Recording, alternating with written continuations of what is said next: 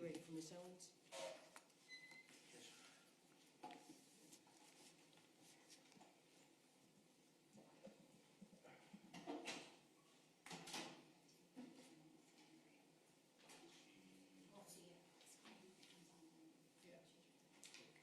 Do you need me to turn it on?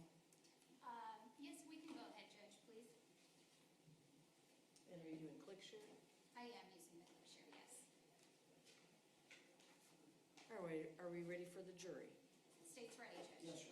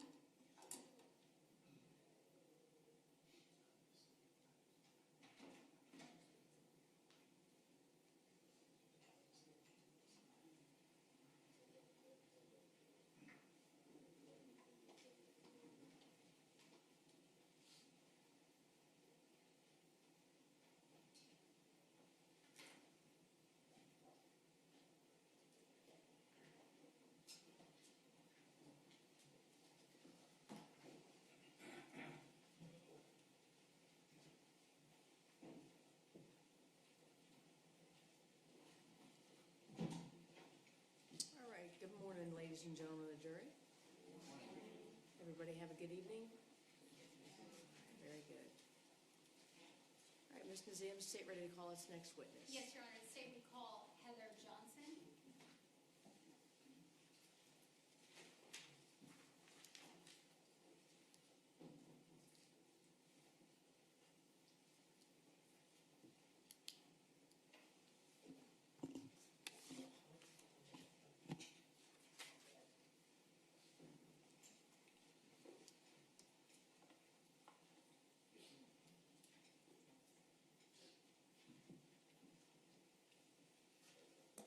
Good morning, ma'am.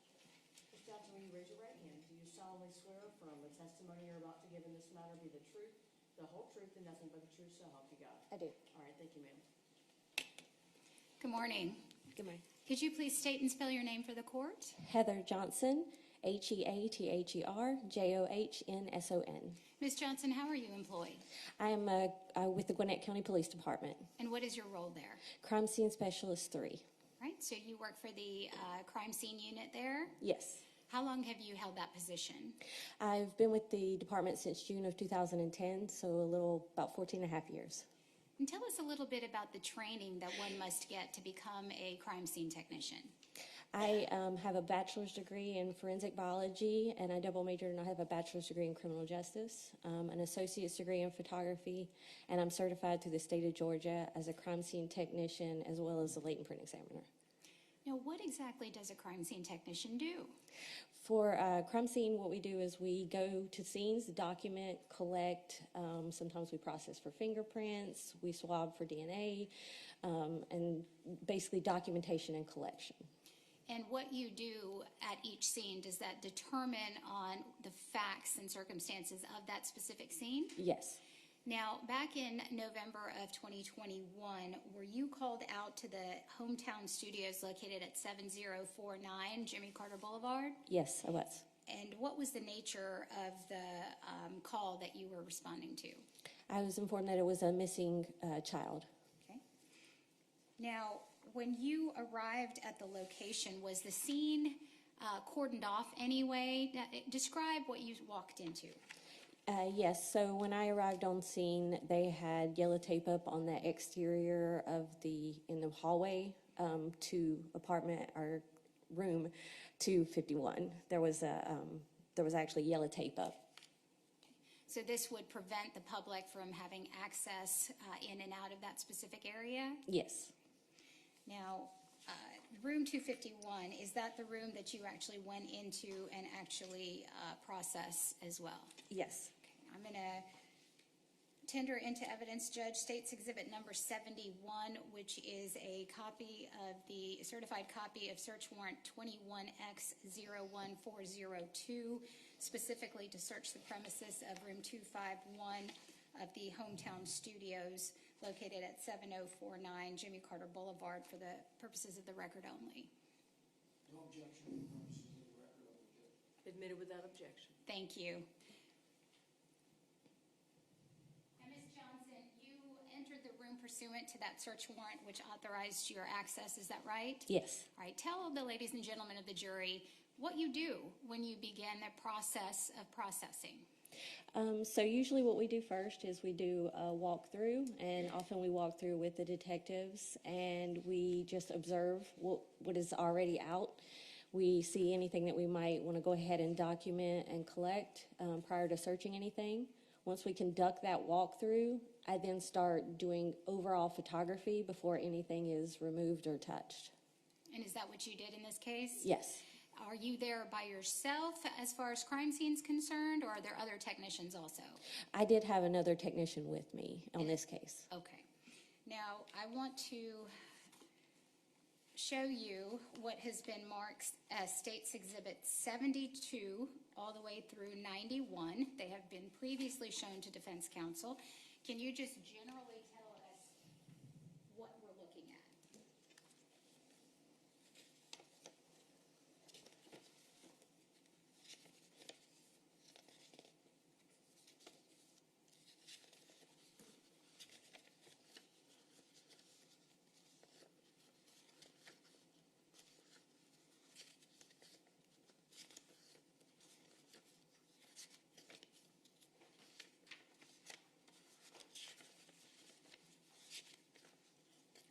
These are photographs that I obtained from within the residence at 251. Anything about that that seems to be altered or deleted in some manner from your recollection of the room that day? No. Okay. Judge, at this time, we would move to tender into evidence State's Exhibit 72 all the way through 92. All right, you said through 91 before, so I want to make sure it's Let me not. double check, Judge.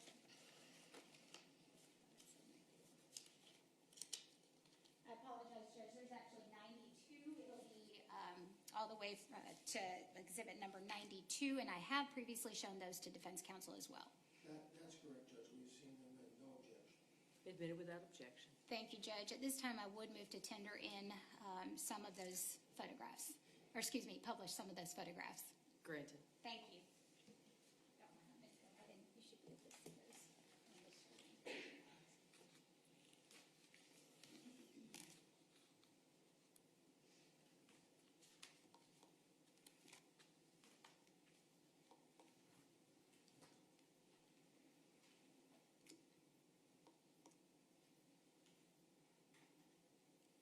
All right. Now, I am showing you what's been marked as State's Exhibit 72 and 73, starting with 72. Is that can you tell us what we're looking at here from your vantage point as you enter into the room? So this is, as I say, entering into the room. I'm actually standing in the front entry door, and this is looking to the left. And Ms. Johnson, I do have a pointer that the court has provided. If you don't mind, it might be easier for the jury if you could stand up. Okay. If that's all right with the court, and go ahead and point out certain things. It is. Thank you. All right, so this is you can see this is kind of like the door jamb here as you come in, and then there was a dresser here and some shoes and stuff, and then this is one of the beds you can see here. Now, moving on to State's Exhibit number 73 and 74. Tell us about that. So this is as you're continuing into the room. You can see this is the foot of that bed here. This is a second bed. So when you first entered into the room, there would have been a bed kind of right across from you and then another one to the left. So these are the two beds, and these are some of the trash bags that we had around. A lot of them had clothing in them. Some of them had wet clothing.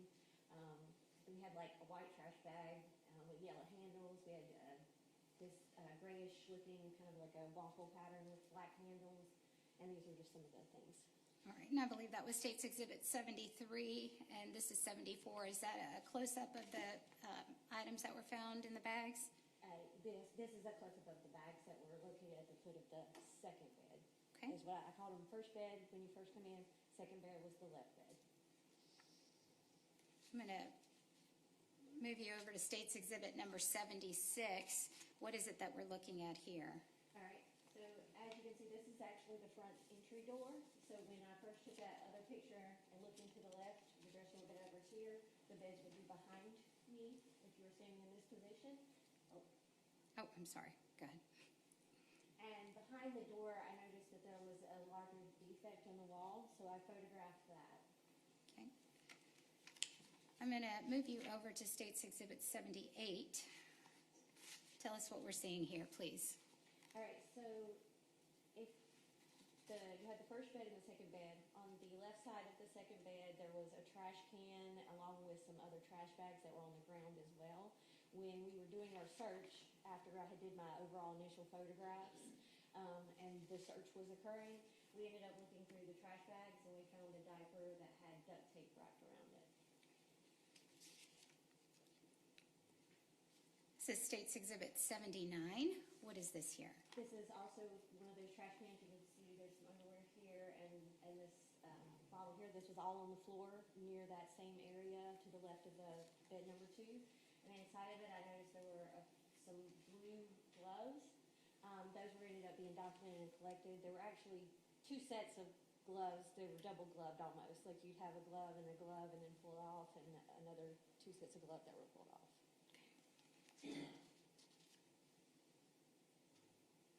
This is State's Exhibit number 80. What are we seeing here? All right, so during the search to the right of bed number 1, there was a black backpack, and during the search, they located this box as well as some other items, and this had some ammo in it.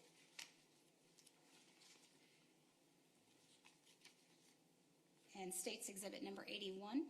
This was inside of the black bag as well. There was a glove, looked like a work glove, and inside of the work glove was a handgun. And is that noted here in State's Exhibit 82? Tell us how this is laid out, please. Yes, so this is documented, and then we have the live cartridges, unfired cartridges here. All right, State's Exhibit number 83. Where is this in relation to the 2 beds that we originally saw in the photos? All right, so this would be when you first entered, you had your first, your second bed, and then if you turned and looked at the wall directly across, it's at that far wall. And the trash cans from the back that we looked through a minute ago would have been right here in this area. Can the jury hear her okay standing away from the microphone? All right, Ms. Johnson, I'm going to move over to State's Exhibit number 84. What is it that we're looking at here? So usually, like I said, when I do my first documentations, I look over and just document everything as it is. In this case here, we had some food items up here, we had the trash bags here, and we were just trying to show what all was stored. Is that the top of the refrigerator? It is the top of the Okay, refrigerator. all right. And then State's Exhibit number 85. This is on the sink. We had a bottle of bleach that was here and some other items. Okay, that's next to the refrigerator as well? Yes. Now, State's Exhibit number 86. Why would you look inside? I'm assuming this is a refrigerator. Yes. Is that also part of your common practice when photographing and processing a scene? It depends on the type of scene and what's possibly occurring. So in this instance, we decided to document food availability based on some of the information we had received. So we wanted to document food availability within the residence. So this was all the food that was in the refrigerator at the time that you went in to process room 251 of the Hometown Studios? Yes. How about State's Exhibit 87? Same, this was in the freezer, showing the food items that were located within the freezer. State's Exhibit 88? This was in one of the kitchen drawers, that was also in that little kitchenette area. Again, those are more food items Yes. based on your visual? Yes. State's Exhibit 89, is that the same drawer or a different drawer? That's a different drawer. This is one drawer below. It has some food items as well. How about State's Exhibit number 90? These were some of the upper cabinets. Again, we were just showing that there were food items in upper cabinets as well. All right, and I have two more pictures, so I'll just ask you to remain standing for a minute. At some point while you were still on scene at the Hometown Studios, room 251, did you also receive information from other crime scene technicians who were still at headquarters with the children, Jakari and Zaire? I did. And what information or what was relayed to you to help you find additional items that may be of help to the investigation? I was told that there was, we needed to look into finding possible things that caused injuries to the children. Okay. There were some injuries that were observed that were kind of thin, could have been more like cord or something more thin and like rounded off like a cord or something. So I'm going to show you State's Exhibit number 91 first. What is it that we're looking at? This is that trash can and the trash bags I spoke of earlier, and then this right here was a hanger, and it had sort of a white thin area that I thought could have been used to make those marks. Were there multiple hangers that were found in the room? Not really that I remember. This one just happened to be lying by itself. I don't remember seeing many other hangers. Mostly the clothes that I observed were in bags or on the floor. Okay. And State's Exhibit number 92. This was in one of the trash bags as well. It was a black, like, kind of string. It was like a little bit of a black rope piece. Okay. Thank you. You can have a seat for me here. Now, at the time that you processed this scene, was this still a missing persons investigation to your knowledge? Yes. And was that essentially your involvement as far as the scene was concerned? Yes. Now, some of these items here, for example, the cord, et cetera, were those also taken out of the room and collected by you? Yes. Were there any, what about the hanger? Yes, the hanger was also collected. And those items, what do you do with those items when you take them out of the room? Anything that we collect, we secure it in our crime scene truck. We transport it to our unit. We then secure it within our crime scene unit. After that, I will usually document in our lab, and then that would be either, some things can be processed, some things only need to be photographed, and then those get turned into our evidence storage. Now, your understanding was there were multiple people who were living in this room? Yes. In a situation where there are multiple people living in a room and you're still looking at a missing person, do you do fingerprint type work? No. Okay. Why would that be? Because if they reside there, then their fingerprints are most likely there. And at this point, again, we were just looking at it as a possible missing person. And there was no indication that someone had came into the residence. Okay. And any toys or children's items that you noticed throughout your search? Not that I recall. Did you notice any sort of laptops, school books, any school-related paraphernalia that you recall? Not that I recall. Thank you. I think that's all I have, Judge, at this time for Ms. Johnson. Mr. Greenwald. Thank you, Judge. Good morning, Ms. Johnson. Good morning. Just a couple of questions, okay? I actually sound better now than I did yesterday, so hopefully you can hear me okay. As a crime scene specialist, crime scene technician, in addition to doing fingerprints or trying to lift fingerprints from a potential crime scene, you also do testing for blood. Is that correct? Yes, we collect the samples, potential blood, and then it gets tested at another lab, usually the GBI. So we would collect a sample for DNA or blood, but we wouldn't be the one to like test it to see that it actually is. Sure. But we do collect. You can collect. Yes. In this case, were you asked to collect either initially or subsequently any potential items for suspected blood or spatter? And at the scene, I ended up seeing, we had a pillow that had possible blood stains on it, so I ended up collecting that. There were some clothing items that were wet within those trash bags at the foot of the bed. I ended up collecting those, and later at the lab, I documented them. I didn't turn them inside out because, or either, whatever the way they were was how I documented them, and then repackaged them so they could be sent for further processing if needed. But I did examine those to see if there was any possible blood stains on those. I also processed the blue gloves that were in the trash can, and I did touch DNA swabs on those. And what are DNA swabs? So DNA swabs are when we try to collect any type of cells. It can be DNA as far as it can be blood, but it can also be skin cells. That's what I'm talking about when I say touch DNA swabs. It could be skin cells.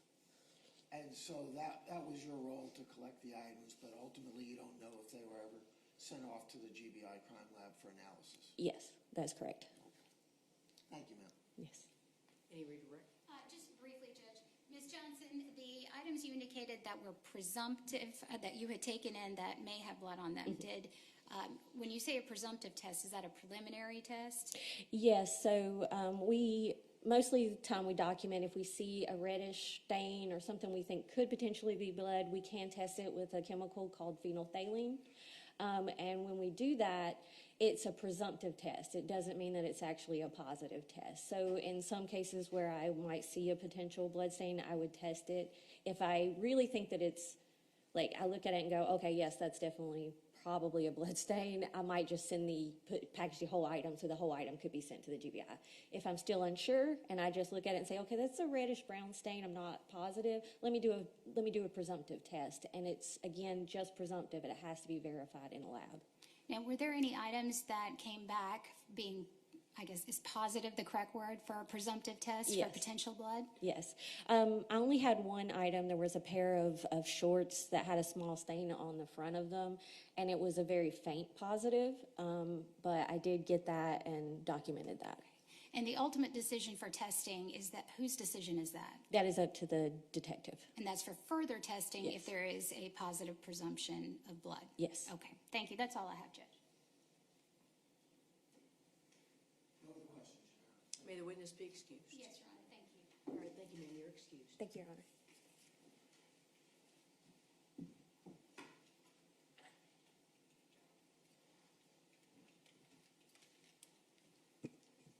Judge, the state would call Detective Randy Blackburn.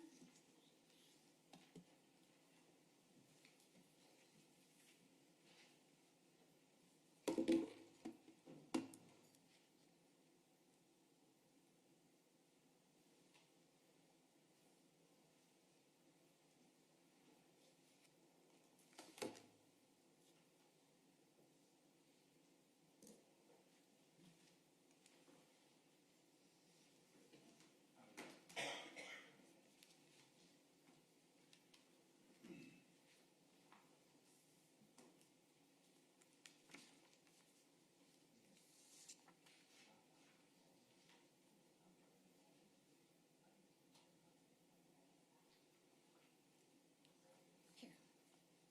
Judge, may I grab this off your bench? You may.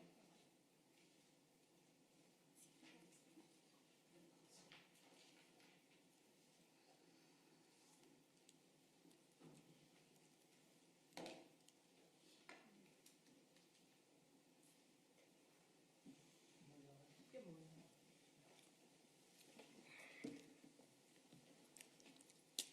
Raise your right hand.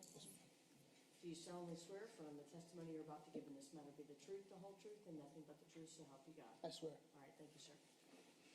Good morning. Morning. Could you please state your name and spell it for the court, please? Yes, my name is Randy Blackburn. My first name is spelled R-A-N-D-Y. My last name is spelled B-L-A-C-K-B-U-R-N. All right, and how are you employed? I'm employed with the Gwinnett County Police Department. What is your role there? I'm currently assigned to the Gwinnett County Police Homicide Assault Unit. So you're a detective, is that right? Yes, ma'am. All right, Detective Blackburn, tell us a little bit about how long you've actually been with the Gwinnett County Police Department as a whole. I started my career with the Gwinnett County Police Department in 2011, so approximately 13 years. So, And how about the homicide unit? How long? in March of next year, I'll be assigned to the unit for 4 years. So please help the ladies and gentlemen of the jury learn about what it is that the homicide unit does, all its roles and responsibilities. So we handle homicide investigations, and we also handle personal assault crimes, missing person reports, and also terroristic threat reports as well. Now, the detectives who are assigned to the homicide unit there, do you guys receive any specialized training above and beyond what you get to become a certified police officer? Yes, so we are tasked out to attend homicide training school. We handle advanced homicide training techniques as well. Okay.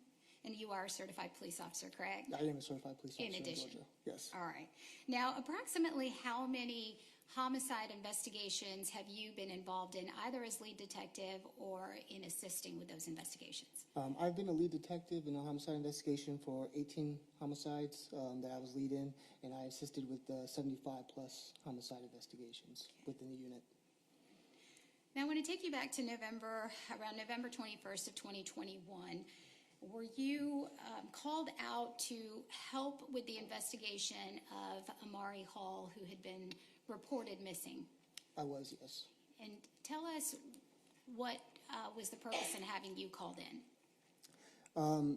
So the morning of November 22nd, 2021, I was explained that detectives from the Special Victims Unit had been working overnight to locate a missing child. During their investigation, the defendant's cell phone was downloaded. During the download review of the phone, the detectives deemed that there was suspected foul play in the investigation, and since Amari Hall had not been located, since Brittany Hall, the biological mother, had called 911 that morning, November 21st. Now we're 24 hours into the investigation, and she still had not been located. This was transitioning from a missing person or a missing juvenile into a homicide investigation, and the main objective for law enforcement at this point was to locate Amari's body. Now, when you became involved in the case, you mentioned earlier that you were aware of the extraction that was done on defendant Celeste Owens' phone, correct? Yes, I was. Now, did you also, as now becoming part of the investigation, look into that extraction? I did, yes. Did you specifically look into any of the search history within Celeste Owens' phone? I did, yes.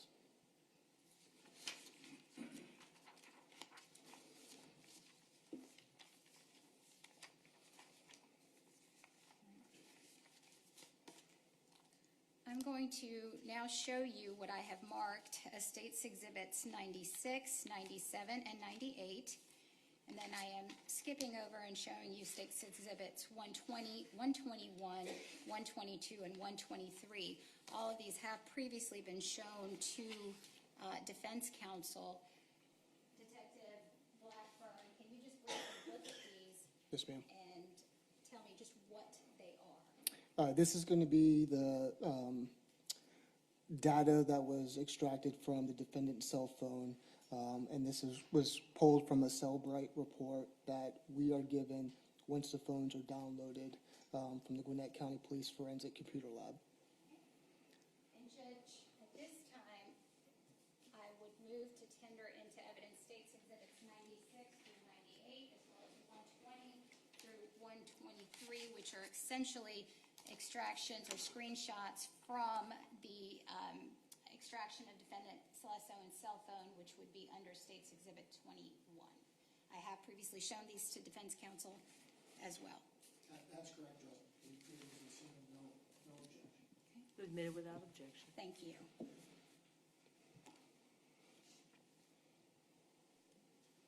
And may I publish these as well?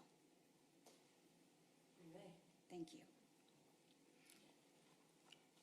All right, Detective Blackburn, it may be advantageous if I ask you, actually, let me go back to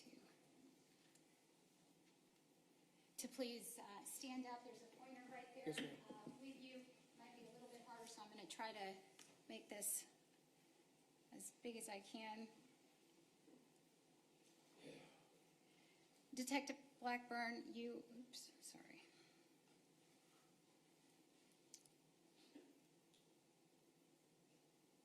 All right.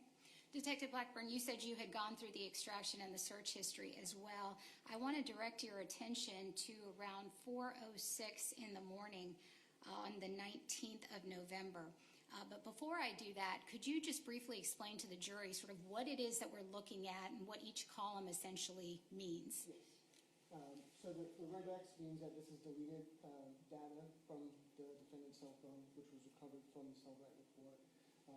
The date, the time, the search title, and then obviously the URL. Is that the search engine essentially, or what was used to search? Yes, ma'am. Okay. So I will direct your attention to what looks like is marked as states, or as, is that line 189? Yes, it is. There at the bottom. And if you wouldn't mind just reading for the jury out loud the date, the time, and the topic of the search all the way through to the top of that. So 189, the date was 11/19/2021. The time was 4:06:19 a.m. in the morning. And the title was What to Do When a Child Just So Won't Listen. And again, it was on a Google search engine. The next one will be 188, 11/19/2021, 4:06:20 a.m. What to Do When a Child Just Doesn't Listen. 187, 11/19/2021 at 12:04:08 p.m. Lakes near me. Again, a Google search. 186, 11/19/2021 at 12:04 p.m. Again, lakes near me. And then 185, again, 11/19/2021 at 12:04:11 p.m. Lakes near me. Google search. And then 184, 11/19/2021 at 12:04:12 p.m. and lakes near me. Google search and then Google search engine. So this indicates that the defendant's phone searched these specific topics at these specific times That is correct. on this specific date. That is correct. And the X means that all of those searches were deleted? They were, yes. Okay.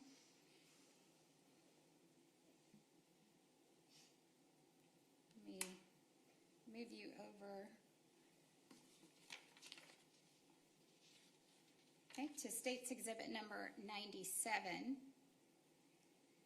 Now, on this, all of the dates on this sheet, are they all for November 19th, 2021? They are, that is correct. Okay? So I'm going to ask you now to read for the jurors, and you don't have to read the date since it's all on November 19th, but at least the time and the search as it relates to those from 165 up to 159. So 11/19/2021, search was how the sewers on the streets work. The Google search. 164, again 11/19/2021, how the sewers work on the streets work. 163, 11/19/2021, why do kids run away? Again 162, 11/19/2021, search again, why do kids run away? 161, 11/19/2021, how do I report someone missing? Same search again at 160, 11/19/2021, how do I report someone missing? 159, 11/19/2021, what to do if a loved one goes missing? And again, the red X's mean that this was deleted data from the defendant's cell phone.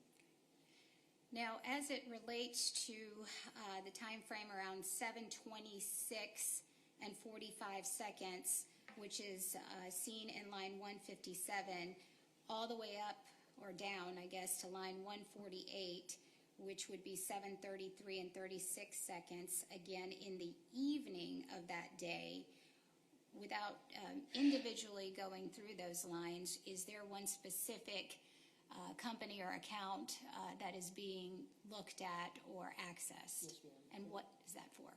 It would be the U-Haul customer account that was searched.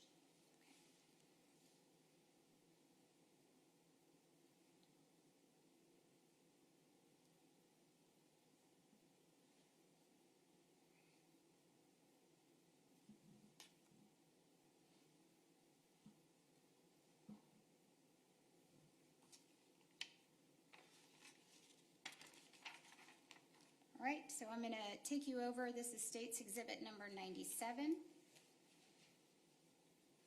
you go, that's a little bit easier. And here, it looks like the searches do continue at this point, so I'm going to ask you to read for the jury line 182, 183. Again, are all of the searches on this date also on November 19th of 2021? That is correct. So as far as 182 and 183 are concerned, what is the time and the search topic? The time is 12:04 p.m. And why is it so hard to find missing people? As the same topic, sort of back to back, is that right? That is correct, yes. Okay. And I think that you touched, but 166 and 167 as well. Please, can you go ahead and read that for the jury? Up top. Again, 11/19/2021 at 2:24 p.m. And then does sewer drains work? I believe it's supposed to be how does sewer drains work? Okay. Which is misspelled. All right.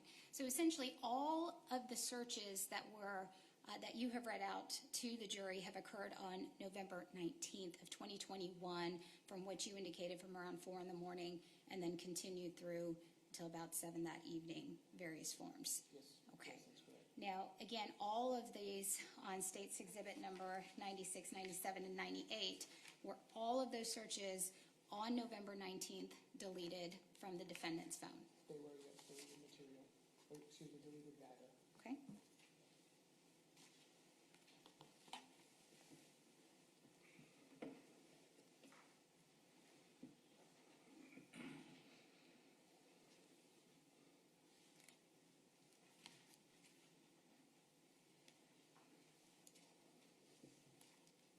I'm going to show you now what has been admitted, and this is going to be State's Exhibit number 20 here.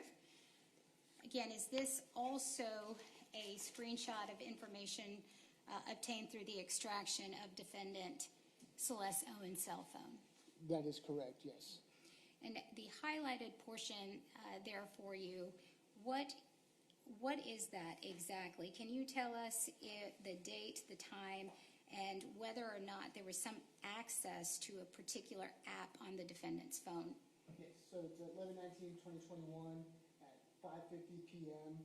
and it shows that com.apple.data usage find my iPhone. So that means that the defendant was manipulating her Find My iPhone app on her cell phone. Okay.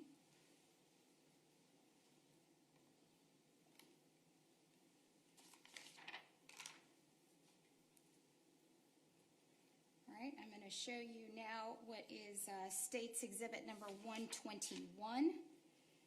Again, the highlighted portion there, can you just tell us again, that's on November 19th, correct? Everything's happening on November 19th, 2021? That is correct. And what was the preferences on the phone accessed? It was at 5:50 p.m. and again you can see the description is .com Apple preferences and then a knowledge seed.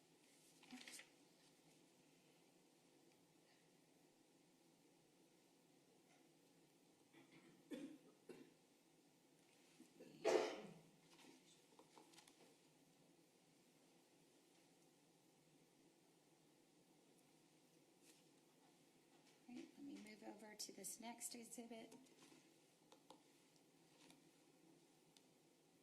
Right, I'm going to show you again the highlighted portion here. Everything on this page is also accessing on November 19, 2021. Is that correct? That is correct, yes. So the highlighted portion, what event occurred on the phone at about 6:55 and 51 seconds on November 19, 2021? So this shows that the flashlight was manipulated to turn on and off. Again, at 6:55 p.m. it was turned on.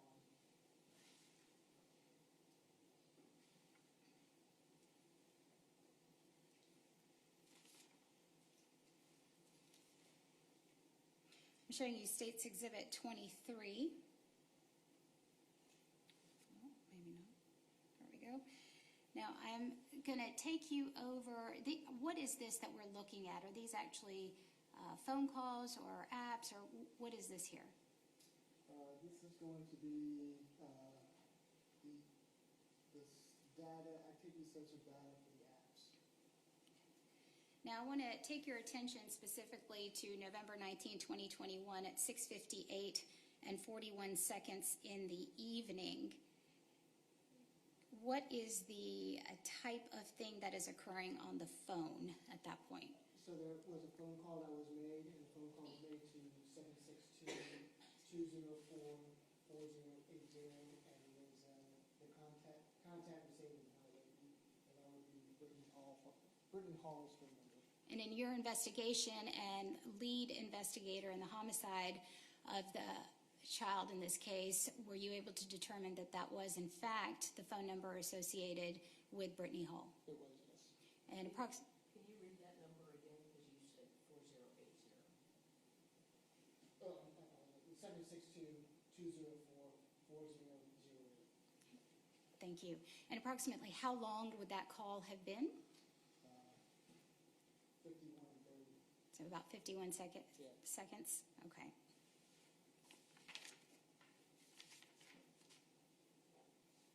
Right, you can have a seat now. Thank you.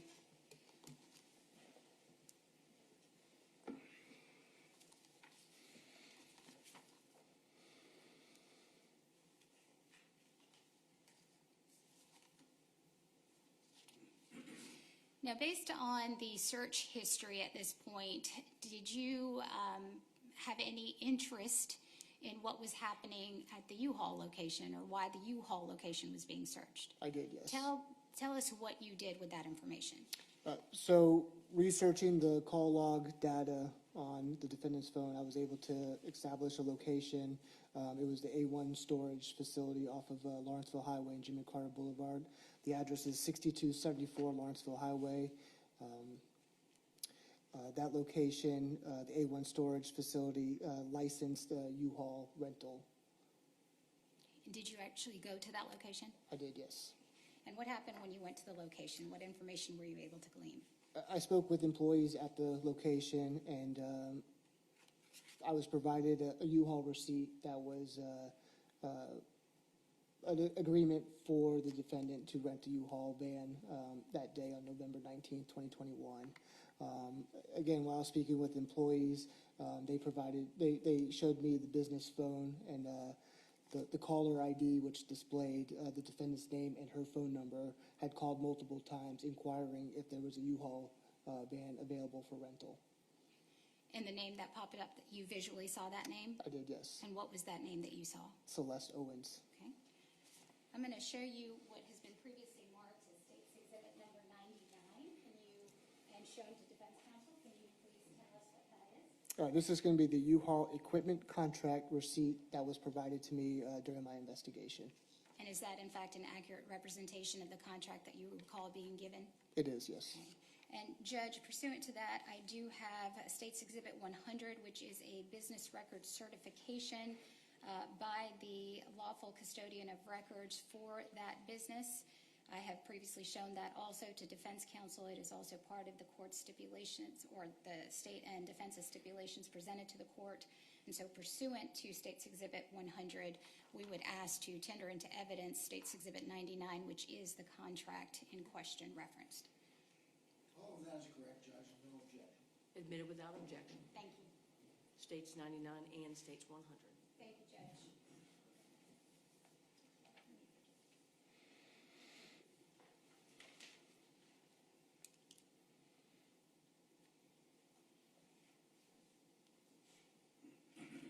at this time, may I go ahead and publish State's Exhibit number 99, Your Honor?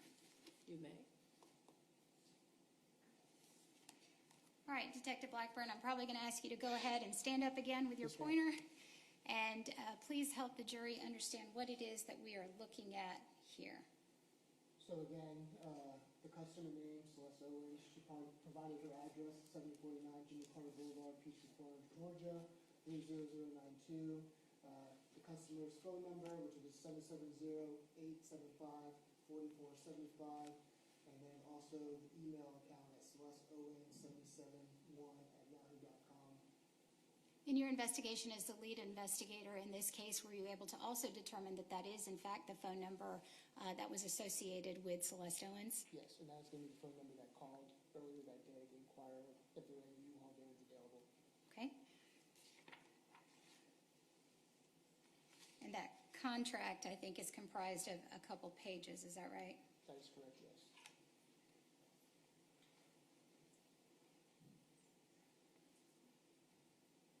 Okay, I'm going to show you the contract. State's Exhibit number 99 actually does have 4 total pages, and so I will take you over to, I believe it will be the 3rd page.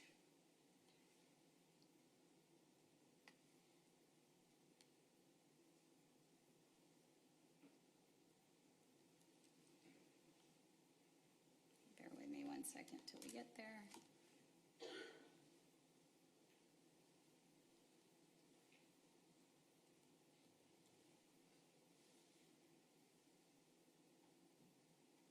Okay.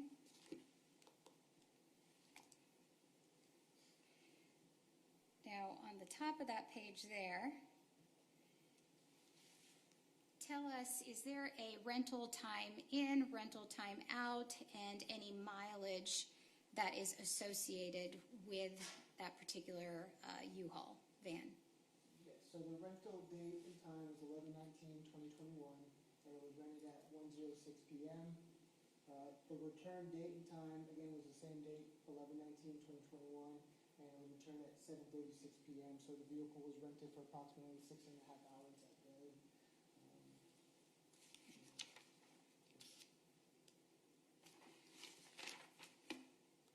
Is there also a license plate number that was associated with the van?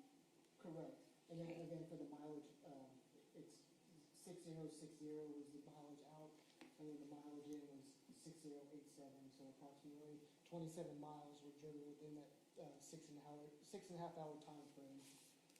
27 miles? Yes, ma'am. And then to answer your question, the license plate number was... I'm going to do there. Let me get back up to, is it up there? There it is, yes. Yes, so it's Alpha Lima 06742, AL 06742, and again, the license plate was registered out of Arizona. Okay.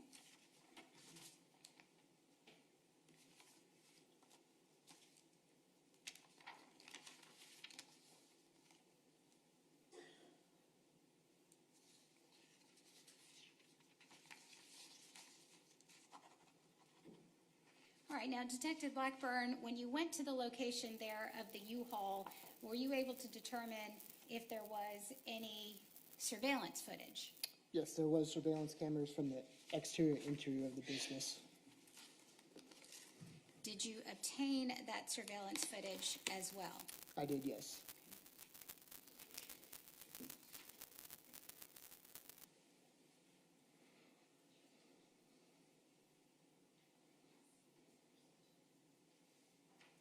Judge, Mr. Blackburn, let me go ahead and show you what's been marked as State's Exhibit 102. Did you have an opportunity to review the surveillance video from the A1 mini storage on November 19th when you went there to obtain that footage? I did, yes. And prior to coming to court today, you had an opportunity to review it as well, is that right? I did, yes. And does it accurately reflect the information as you received it on video on that day? It does. Any material alterations, deletions, anything to your knowledge? No. Judge, I would move pursuant State's Exhibit 101, which again is a business record certification provided by the custodian of records at the A1 mini storage, and for the specific video surveillance in question that was taken from that location. Also, a stipulation that has been agreed to for the parties. Based on that, we would move to into evidence State's Exhibit 102, which is the physical copy of the video. No objection. Admitted without objection Thank you. and by stipulation. Thank you.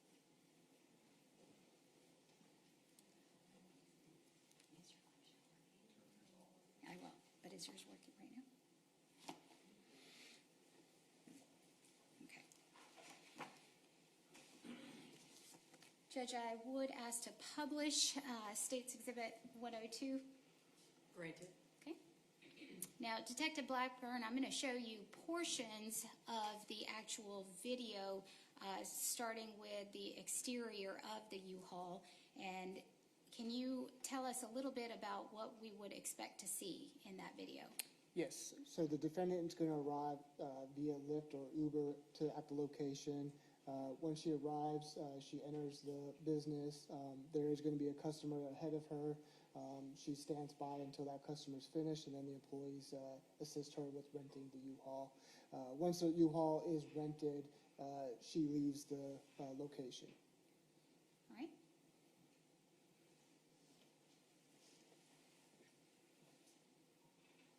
And again, the U-Haul video was approximately 15 minutes ahead of actual time. So what time?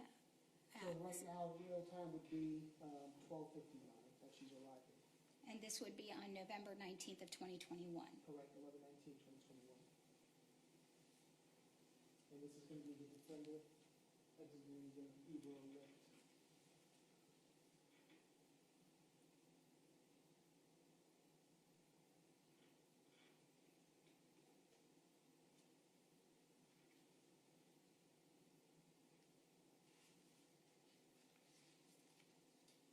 And that's one vantage point, is that correct? That is correct, yes. All right, and there's another exterior vantage point. Correct, yes.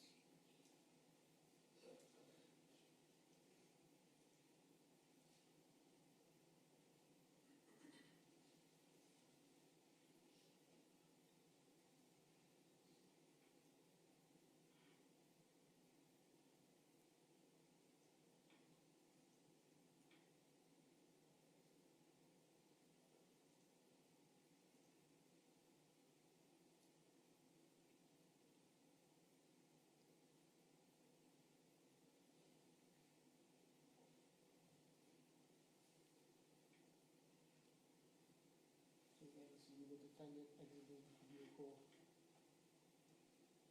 to enter the A1 storage location.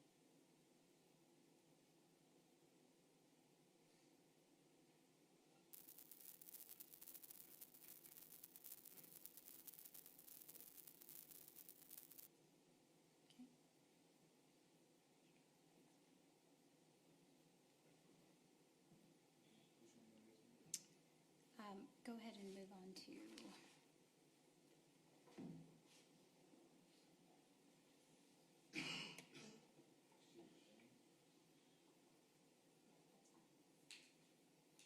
Right, now you did say there were multiple camera angles, is that correct? That is correct. All right, so these are different angles of when the defendant is coming out of the vehicle and then potentially leaving the facility as well? Yes. All right. And I'll just let you explain what it is that is being observed. Yes, ma'am. Yes.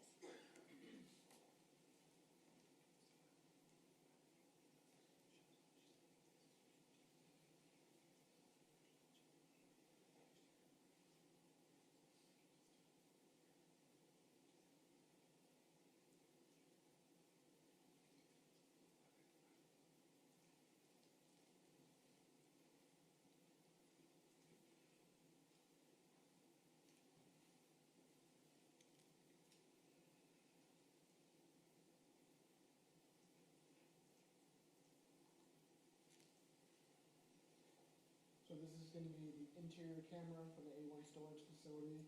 Again, 11/19/2021. It is is 15 minutes ahead, so it's approximately now 1 p.m. And the defendant entering the location with a COVID-19 surgical mask over her face.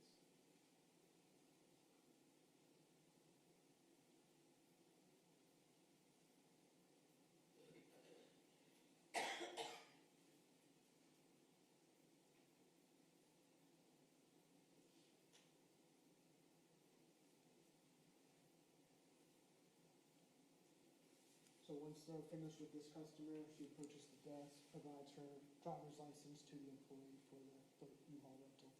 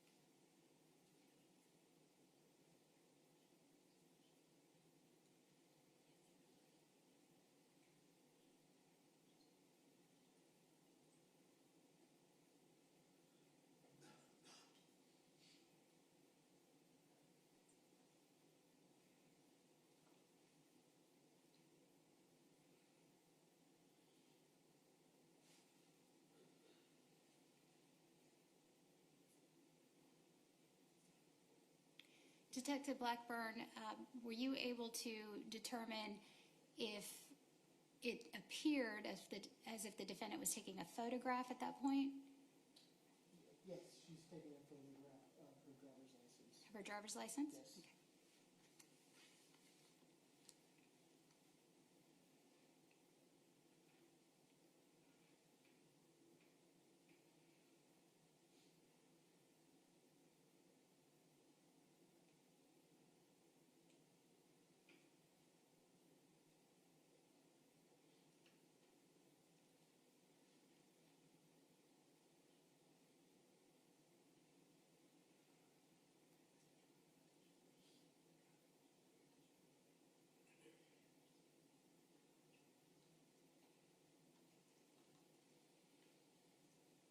Okay, and is there also footage that was observed of the defendant leaving the location after renting the U-Haul? That is correct, yes. Okay. There's exterior footage. Okay.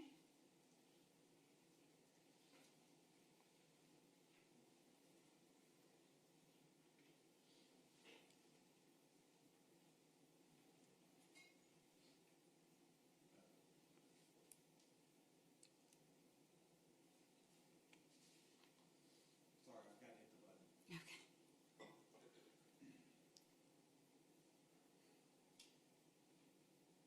Approximately what time would this be now?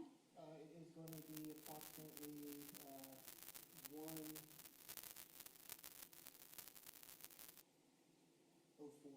Okay. And is that the defendant that we're observing there? So it's her defendant entering the U-Haul van that she rented out.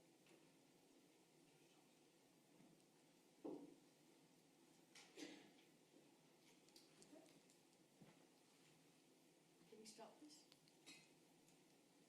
Just have a seat. All right, ladies and gentlemen, we're going to take a 10-minute recess.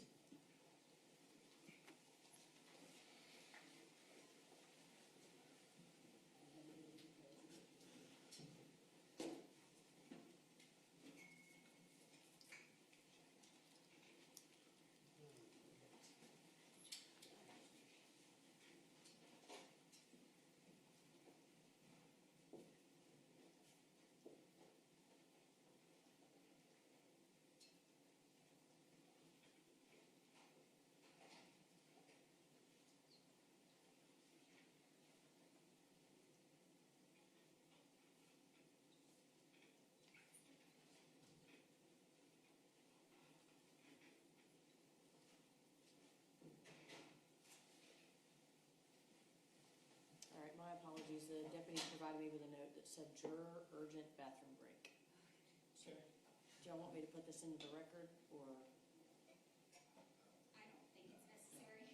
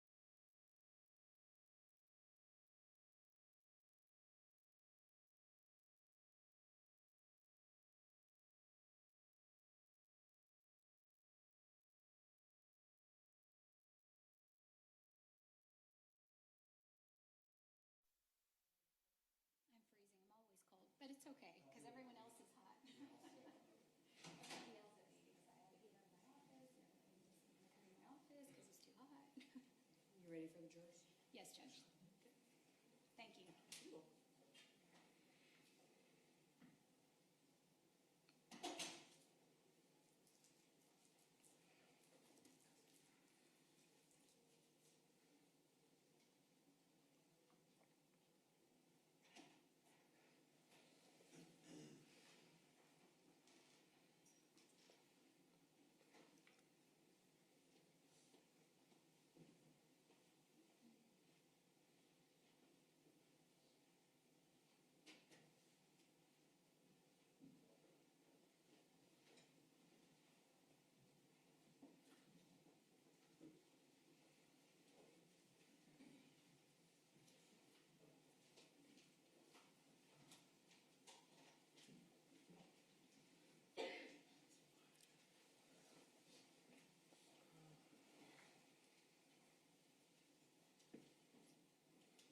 All right, you can proceed. Thank you.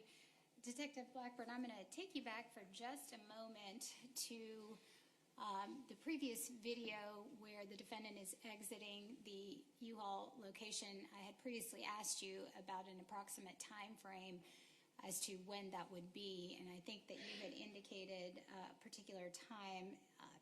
Can you go back and just make sure that was the correct time? Yes, All right. I indicated it was 1:04, the actual time is 1:09. It's 1:09. Yes. Okay. Yes. All right. So that would be 1:09 in the afternoon. Correct, yes. Thank you. All right. And I think if you could just Yes, ma'am. show us what's happening here. So again, the defendant exited the business, and the defendant was walking towards the rental, the U-Haul van that was rented out that day.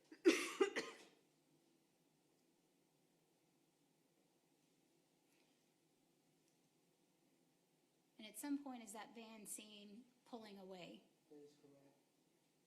And the van will eventually turn right onto, left onto Lawrenceville Highway.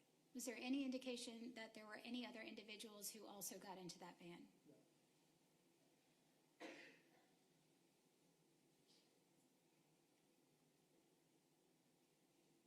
What is that main road right there, Detective? Do you recall? Lawrenceville Highway, US 29.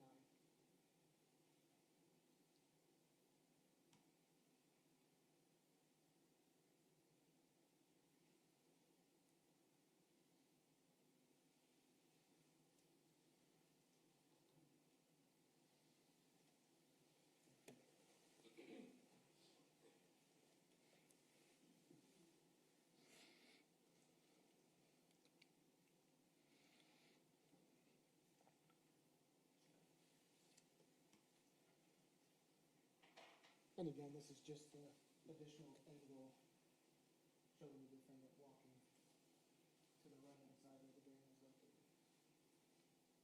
So at this point, what we've seen are two vantage points of the defendant coming into the facility, one vantage point inside the facility, and then again, two vantage points leaving the facility. Is that right? That is correct, Okay. yes.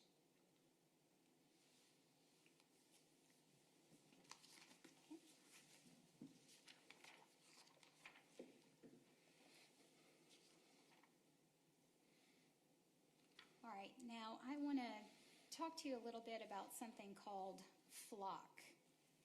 Are you familiar with the flock camera system? Yes, I am. And can you explain to the ladies and gentlemen of the jury what that is? So flock safety cameras is just an investigative tool that we use as a detective. Once we learn or try to identify a vehicle in question, we are able to research on flock cameras. And these flock cameras are positioned throughout the country. So once I learned the license plate from the U-Haul receipt, I began researching on flock safety cameras to determine the direction of travel after the defendant left the A1 storage facility. Now, are flock cameras located everywhere? There's a good amount in Gwinnett County, so we're very fortunate to have that tool in this county. So Are they also located throughout the country as well? throughout the country, Right, yes. so it's not just here in Gwinnett. That's correct, throughout the country.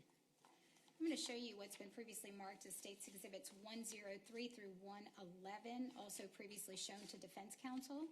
You could identify those for me just briefly. I'm sorry, can you say those numbers again? Yes, Judge, it's going to be 103 through 111.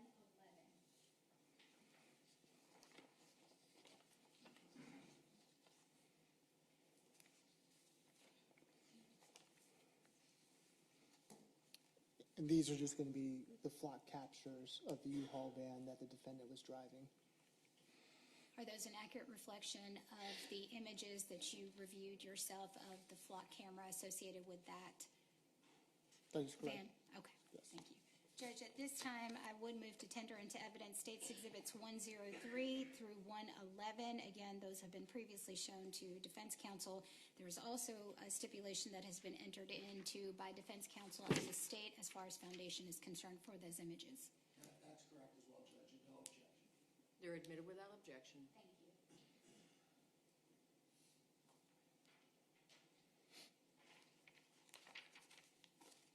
May I publish some of these, Judge? You may. Thank you.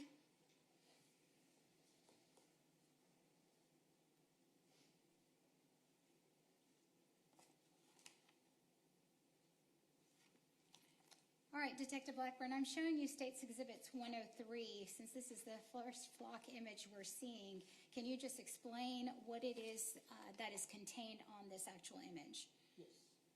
So the detailed information is on the bottom.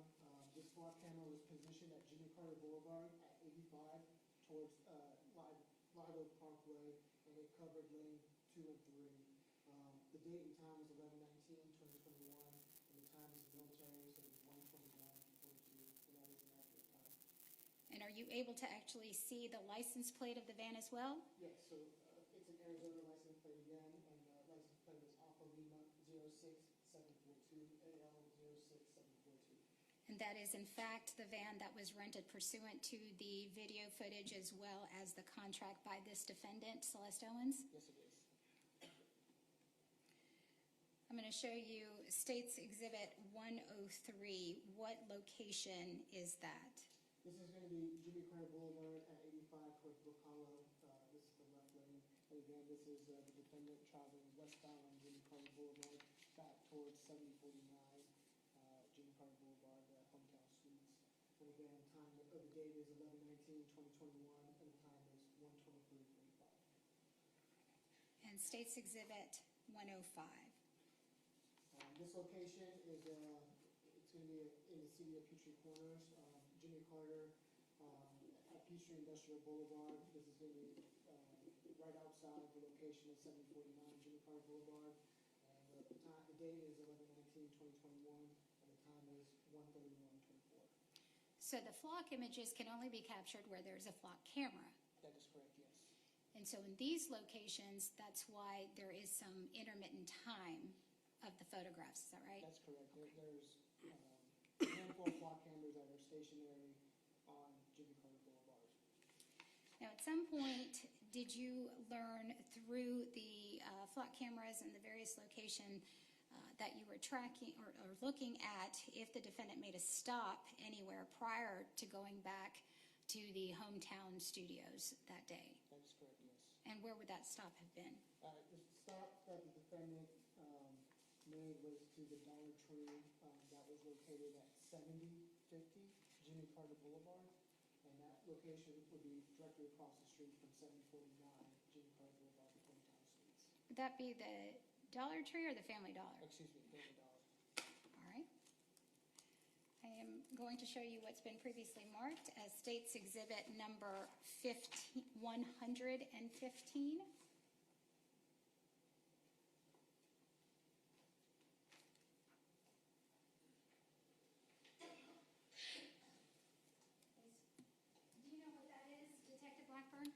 This is a DVD containing the interior surveillance cameras of the Family Dollar. Okay. And you've had a chance to review that footage as well? I did, yes.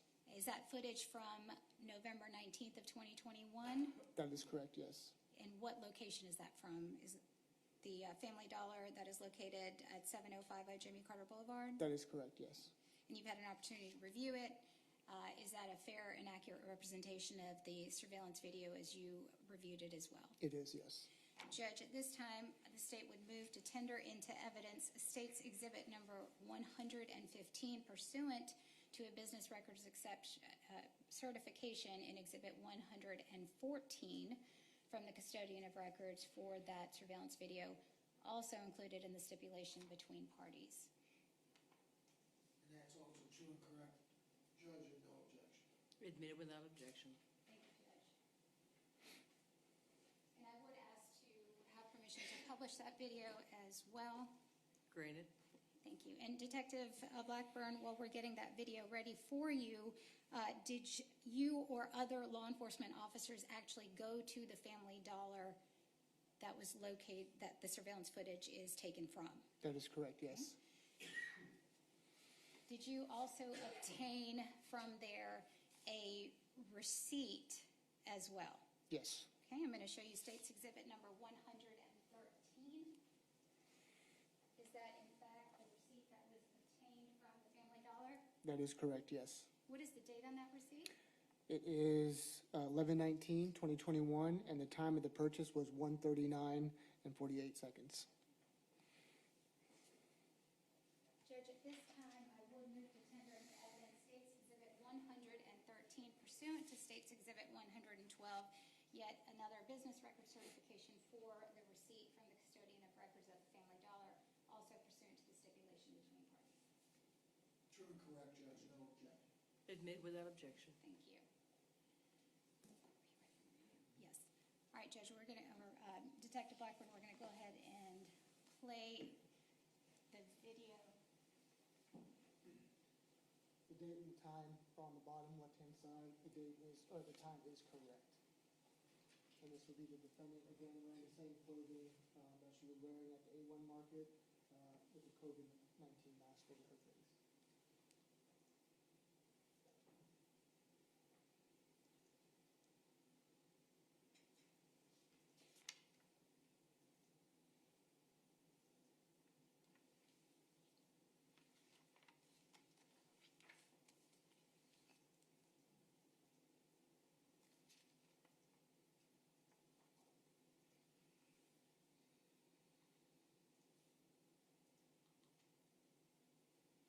Right, this is a different camera angle. Is that right? Yes, it is. Okay.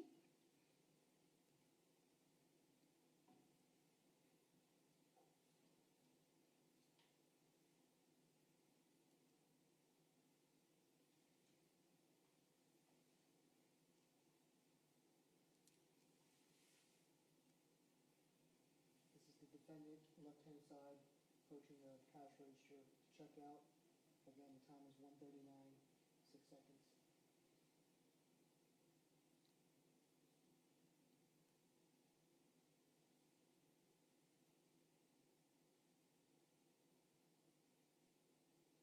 And the items purchased is a gallon of bleach, miscellaneous drinks, and candy.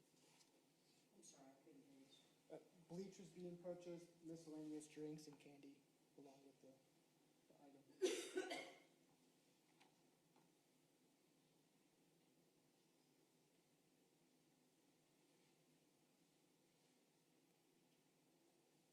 And latex gloves were also purchased.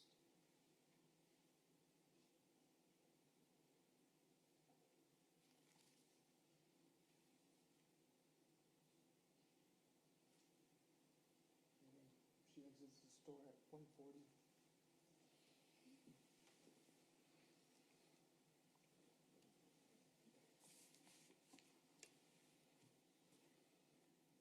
gonna switch over to the camera. All right, and I'm going to, Judge, may I have permission to publish State's Exhibit 113 as well? Granted. Detective Blackburn, I'm going to show you State's Exhibit 113. You indicated this was the receipt. Tell us what it is that we're looking at here. Let me come in.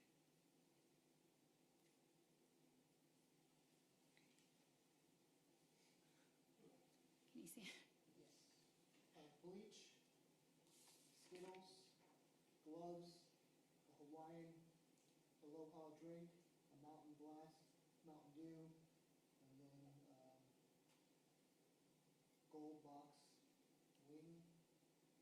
Okay, so but there is the bleach and the gloves that are noted on that receipt from the Family Dollar. That is correct. Okay? All right, thank you.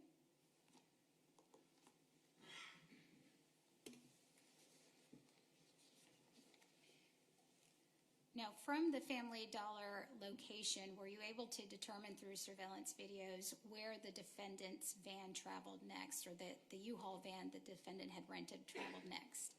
Yes, the defendant then travels across the street back to 7049 Jimmy Carter Boulevard, the hometown suites.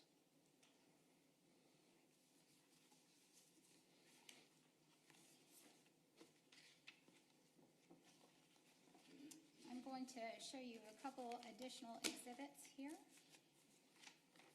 Did you go to the Hometown Studios location as part of your investigation? I did, yes.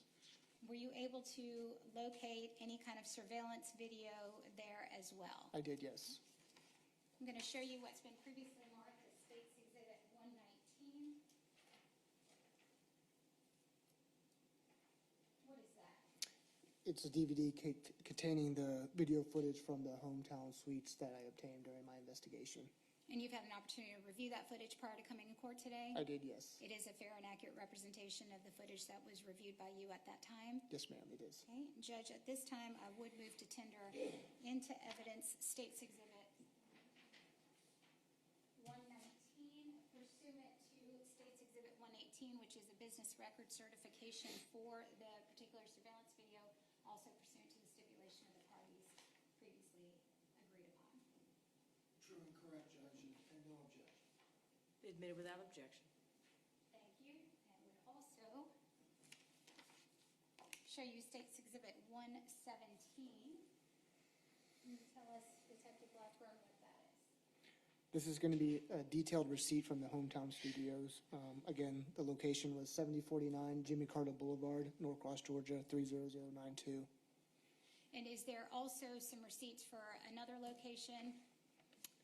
Yes, for additional hometown studios that is located up the street, a different location at 6295 Jimmy Carter Boulevard, Norcross, Georgia, 30071. Judge, at this time, the state will move to tender into evidence State's Exhibit 117, which consists of 3 pages, pursuant to State's Exhibit 116, which is a business record certification for those documents, also agreed upon to between the parties by previous stipulation. True and correct, Judge, and no objection. Admitted without objection. Thank you. I would ask to publish those exhibits, Judge. Granted. Thank you. I'll go to the first hometown suites video that occurred in the afternoon of November 19, 2023. If you could help us sort of understand what it is that we're looking at here. So after the defendant leaves the store across the street, she enters the parking lot and travels around the parking lot to room 251, where that location is at.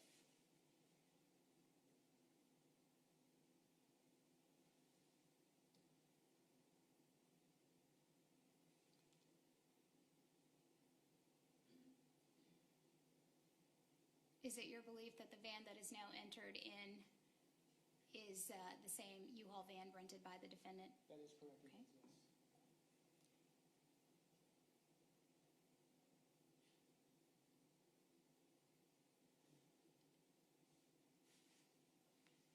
Are we able to see where that van had parked here in this video?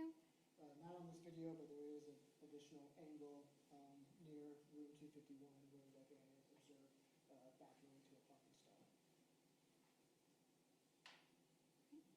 And if we can go to that second video in the evening, the first one, please.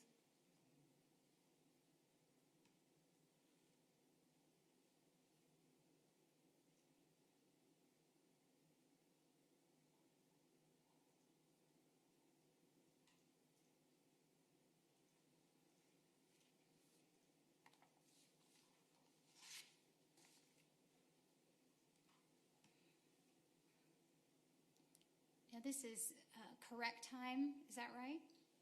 Yes, the time now is going to be 5:51. Okay. So there is no movement that was detected at the hometown studio surveillance video between the time that the van had pulled in the previous video scene and now? Correct. And what are we looking at right there at the bottom of the screen? We may have to just go back and just detect it.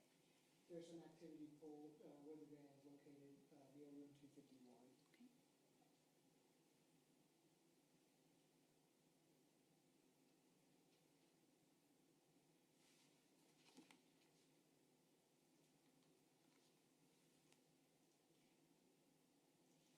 You said there is another angle as well. Correct. Okay, we'll get to that.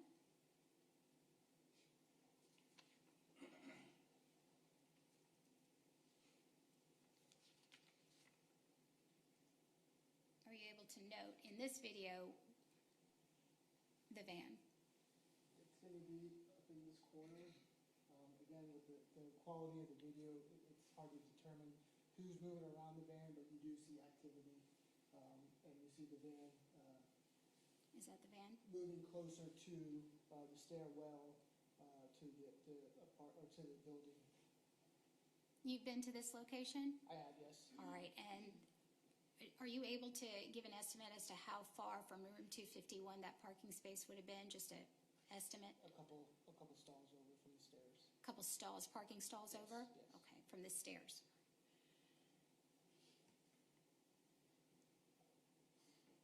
And the parking lot seems fairly full, is that right? That is correct, yes. Can you tell from that vantage point if the van has backed in?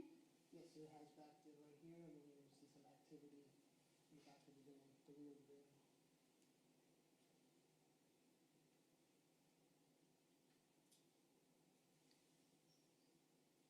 The doors are opening up to the van.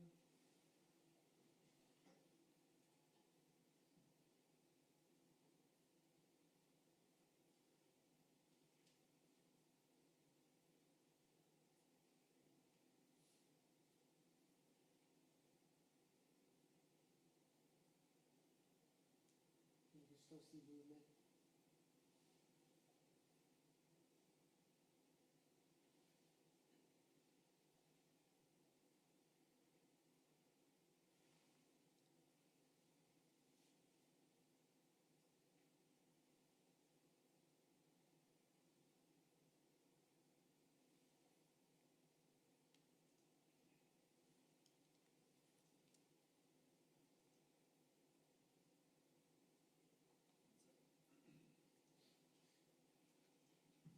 And while we get the next portion queued up, is there also footage of the van then exiting the hometown studios? That is correct. The video that we saw from the first parking lot, you'll see it pulling out back onto Jimmy Carter Boulevard. And can you please put on the record, Ms. Nazam, the times where you're stopping and starting the video? Yes, Judge, I can certainly do that. It looks like at this point, Judge. Okay, we're gonna get back to where we were so we can get that on the record.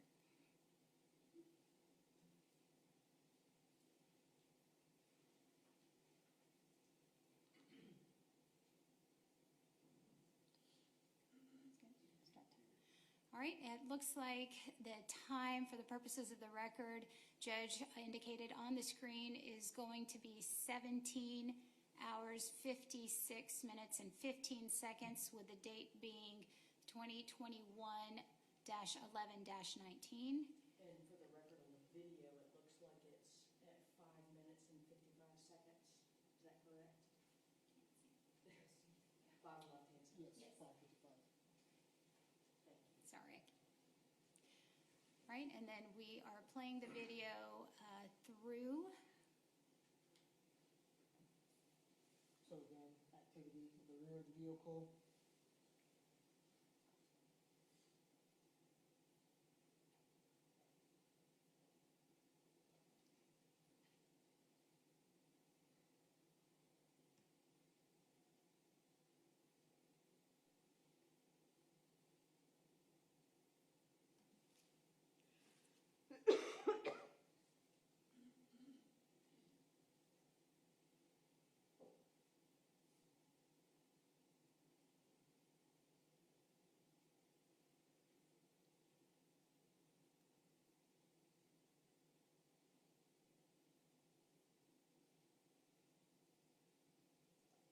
We have paused the video at this point at on the screen at 17:57 and 10 seconds, but the video is, can you read that out for me, Detective Blackburn, the timing right there to the left at the bottom? Yes. 6:50. This time right here? Yes. Yes. 06:50. Thank you. And then we'll get to that second vantage point.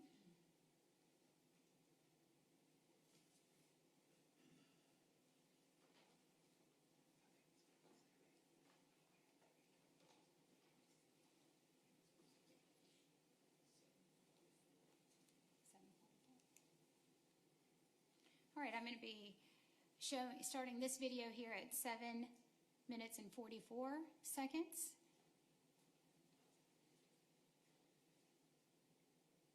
Where is the van? Is it still in the same location? So now Okay. the van is pulling out of the parking stall, and the time is 17:58, so converted to 12 hours, 5:58 p.m.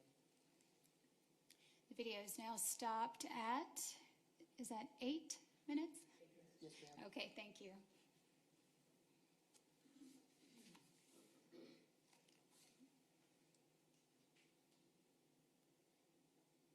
All right, let me get you back over here. Are there additional flock images of the van now leaving the hometown studios? Yes, so now there's flock captures for the van traveling eastbound on Jimmy Carter Boulevard, heading back towards Lawrenceville Highway, US 29. All right, let me.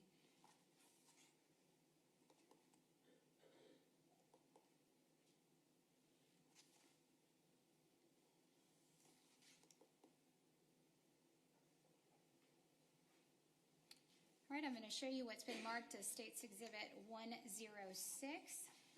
What is the location of travel here?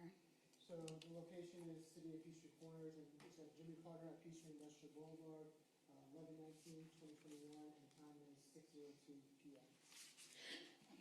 And again, that is the license plate, the same license plate. Alpha Lima 06742. Okay.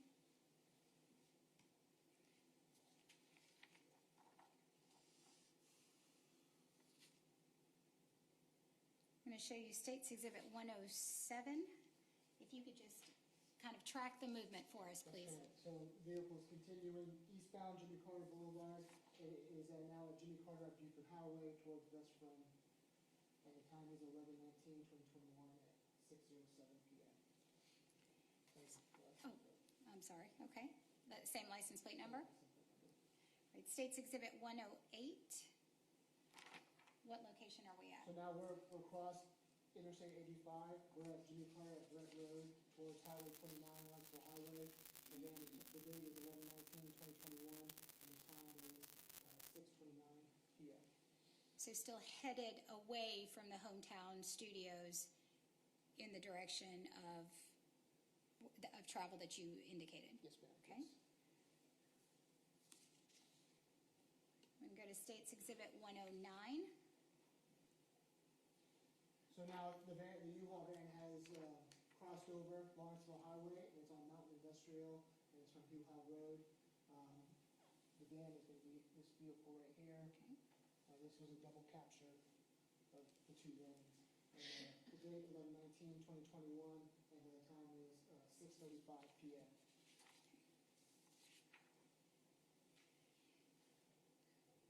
State's Exhibit 110. What direction are we headed now? We're still continuing eastbound, and we're still on Mountain Industrial from Lewis. And again, the date is 11/19/2021, and the time is 7 p.m. Finally, State's Exhibit 111. Mountain Industrial, and there's a flock camera at that Quick Trip at that location, and the date time is 11/19/2021, and we're at 7:08 p.m. 703. I'm sorry, yes, 7:03. Okay. And so is the van still headed in that same direction, or has it turned around at this point? We're turned around at this point. All right. So it is coming back towards the hometown studios Now location? we're westbound, yes. All right. So what we track the van doing is going in one direction. And what direction is that? What county are they headed towards? DeKalb County. DeKalb County? Okay. Any particular area within DeKalb County that, or can you tell? Over 29 on non-industrial. All right. And then now the van is heading back around 7 o'clock or so. That's correct, yes. Okay. Headed back towards Gwinnett County. Gwinnett County, yes.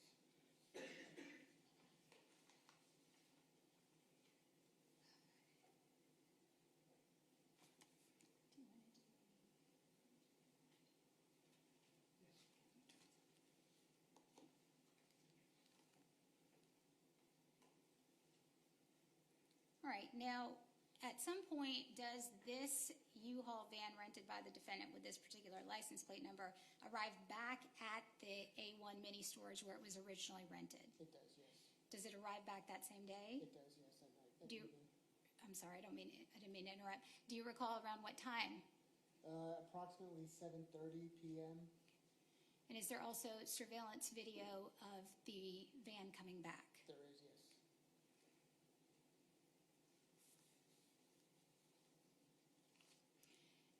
Now, I'll have you read for us the actual time in which we start. Are we ready, Mr. Brown, to start it? Okay, what is that time there at the bottom, as far as the counter? 0133. 0133? Yes. Okay, and what about the actual time? Is this also 15 minutes fast because it's at the U-Haul location? It is 15 minutes ahead, so the time would be 7:15. 7:15? Yes. All right, and if you can show us if the van is seen on this video.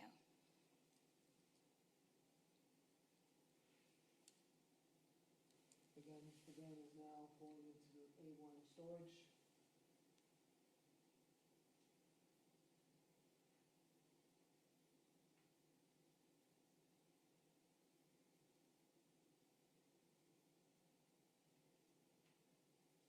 The defendant stops briefly at the location and then will leave shortly after. The vehicle is never captured going eastbound Jimmy Carter again. Kind of just stays in the corridor. I'm guessing that the defendant forgot to put gas into the van, and that's why she drove back towards Jimmy Carter Boulevard. There's multiple gas stations in that intersection of Lawrenceville Highway and Jimmy Carter Boulevard. And is this van pulling back out seen as well? Yes, it is.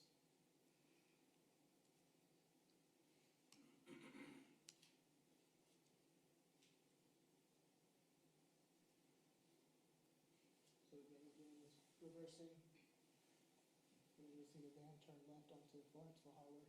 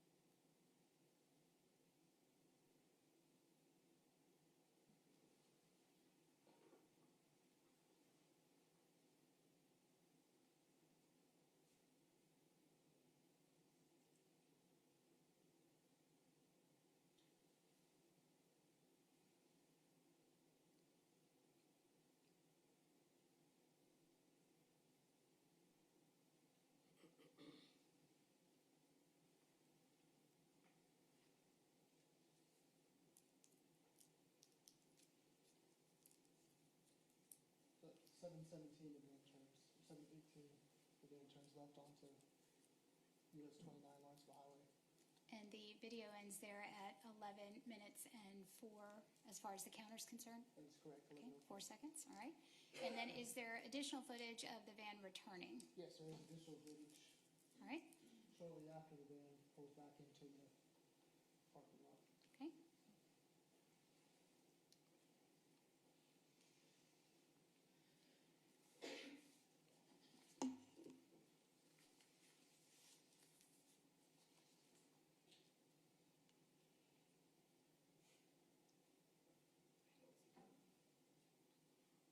No, I can't see it. Is it 11:04? It's still 11:04, yes. 11:04. On the gray part of the middle. It's 11:38.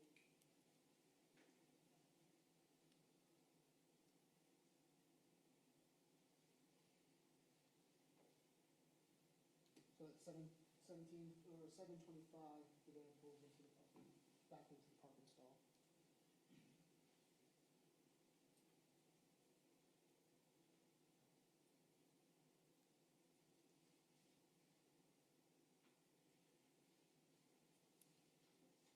I paused the video at 12 minutes. We're going to fast forward to 15 minutes, 39 seconds.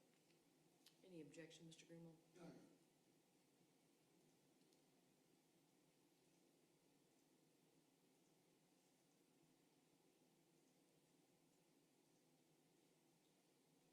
Playing the video at 15 minutes, 36 seconds. Thank you. You'll see the defendant exit the driver's side.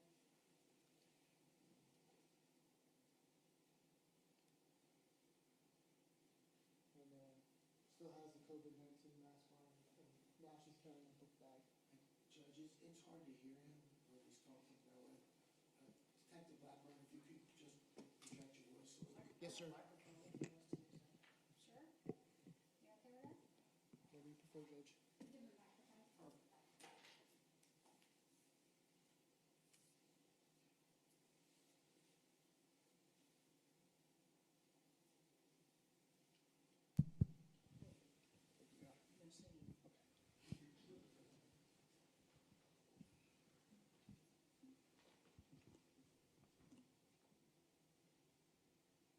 I think the last statement that you made was there was a black backpack being carried, or a backpack. That is correct. If you see the defendant exiting the driver's side, she's carrying a backpack over her shoulder. Again, still wearing the COVID-19 mask. And we're at 7:31.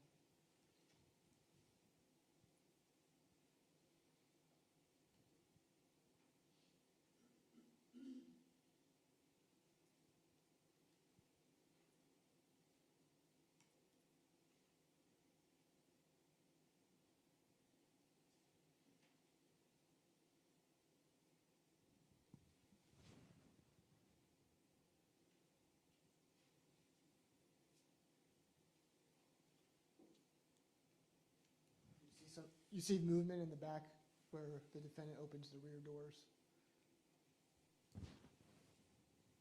Now she's inside the rear of the van, the cargo area.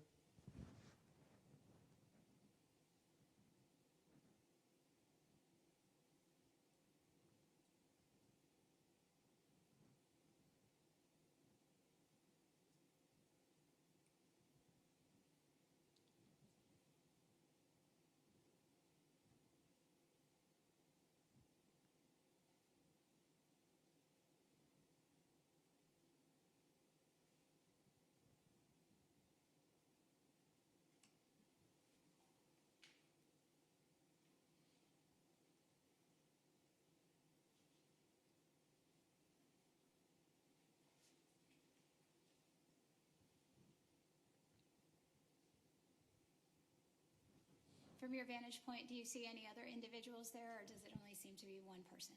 Only one person is the defendant.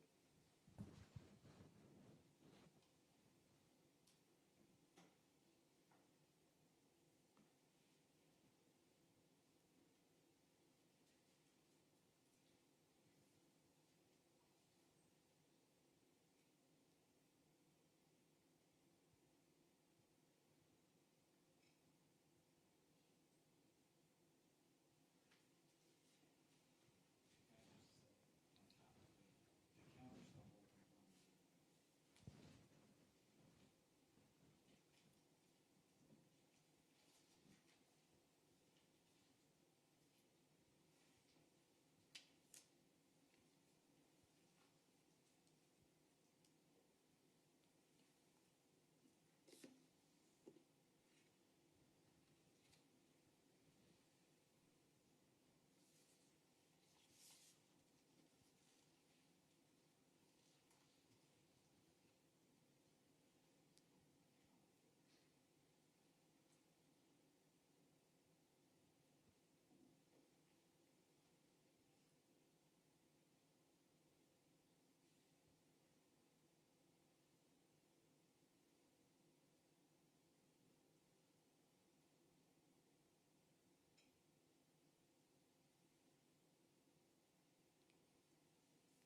Detective Blackburn, did you note a flash of any kind that had just occurred? That is correct. She was, the defendant was manipulating her flashlight on her cell phone. Were there photographs that were also being taken? Is that a, or can you tell? You may not be able to see from there, okay.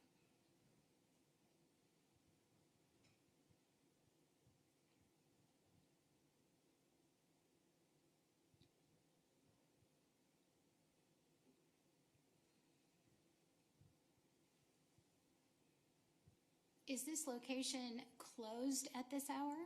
That is correct, and there's a key drop box at that position of where she's standing by.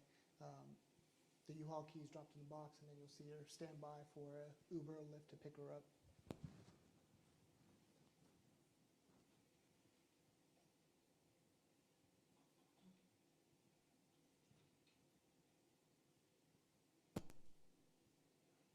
I paused the video at 19:49 and 17 seconds. The timer at the bottom, the counter appears to have stopped working on my screen. It's noted, thank you. Okay.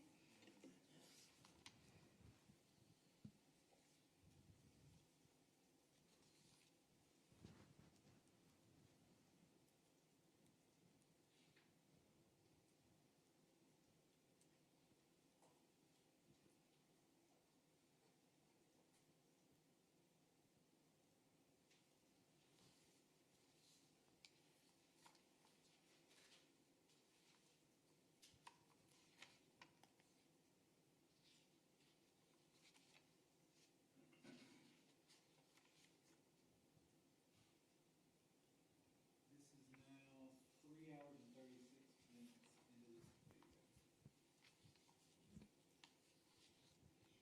Are you able to see the defendant on the screen there, Detective Blackburn? That is correct. She's standing right here, again, waiting for the Uber or Lyft to pick her up.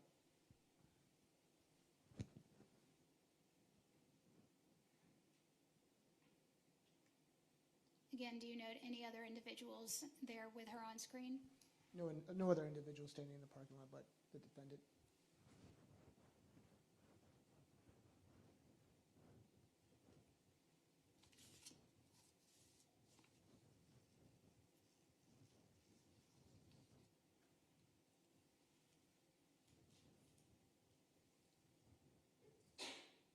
Bless you.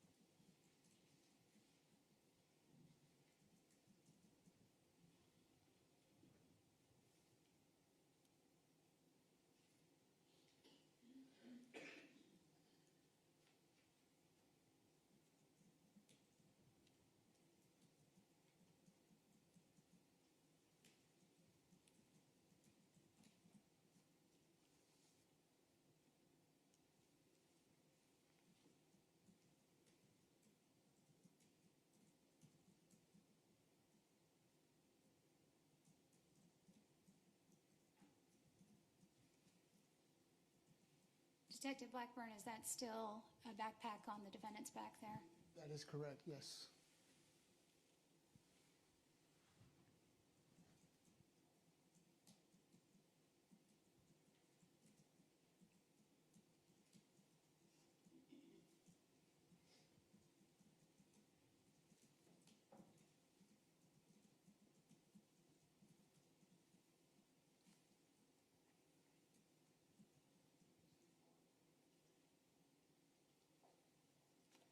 Okay, and at some point, the defendant leaves the location.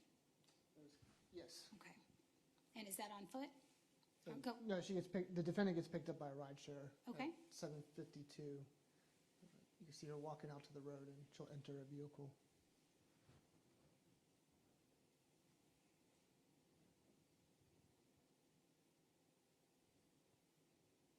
All right.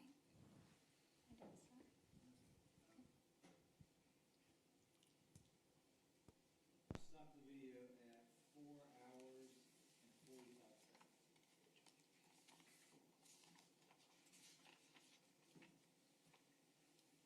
Detective Blackburn, I'm going to show you what's been marked as State's Exhibits 124 through 127. These have also been previously shown to defense counsel.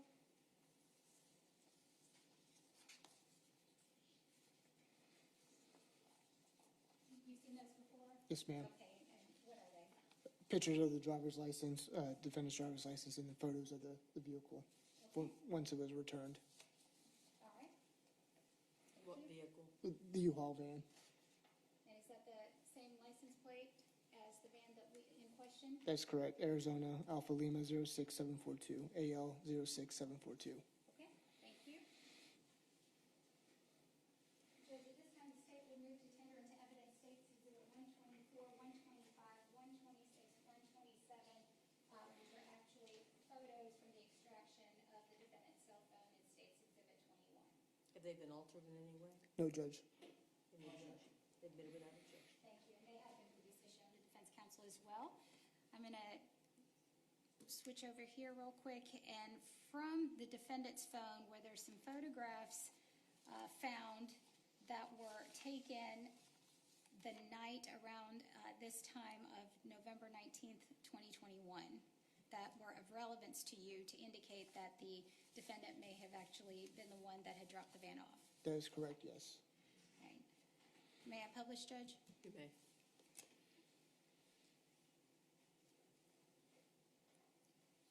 All right, I'm going to show you what is marked as State's Exhibit number 124. Previously, you had noted in the surveillance video that the defendant had taken a photograph of her driver's license. Yes. Okay, and this particular photograph was also found on her phone, is that right? That is correct, yes. Is that the U-Haul logo there at the bottom? It is, yes. Okay. I'm showing you State's Exhibit 125. And do you know if that does appear to be the parking lot of the A1 mini storage? That is correct, yes. Okay. State's Exhibit 126. What is that? It'd be the inside of the van, the cargo area. Okay, around the time that the van was returned? That's correct, yes. And then also State's Exhibit 127, was that also found on the defendant's phone? Correct, yes. That's going to be the odometer. Okay. Now, the U-Haul van, was it taken by the Gwinnett County Police Department, impounded by all of you? It was on November 22nd, 2021, once I arrived at the location to obtain the receipt. Was a search warrant obtained to search that van for any potential evidence? It was, yes, a search warrant was obtained from a Gwinnett County magistrate judge on November 29th, 2021. And was a search in fact performed of this particular U-Haul van? It was, yes. And was there any items of evidentiary value that were located within the van? No items were located inside the van.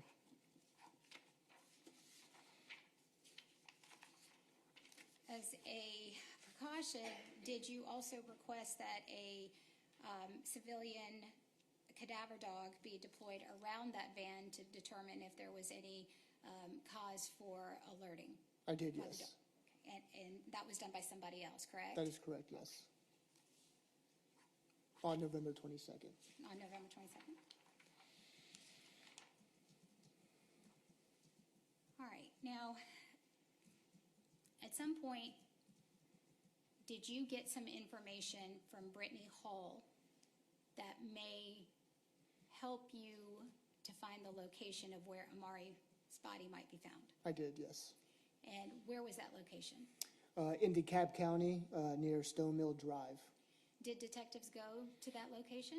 That is correct, yes, on November 22nd, that evening.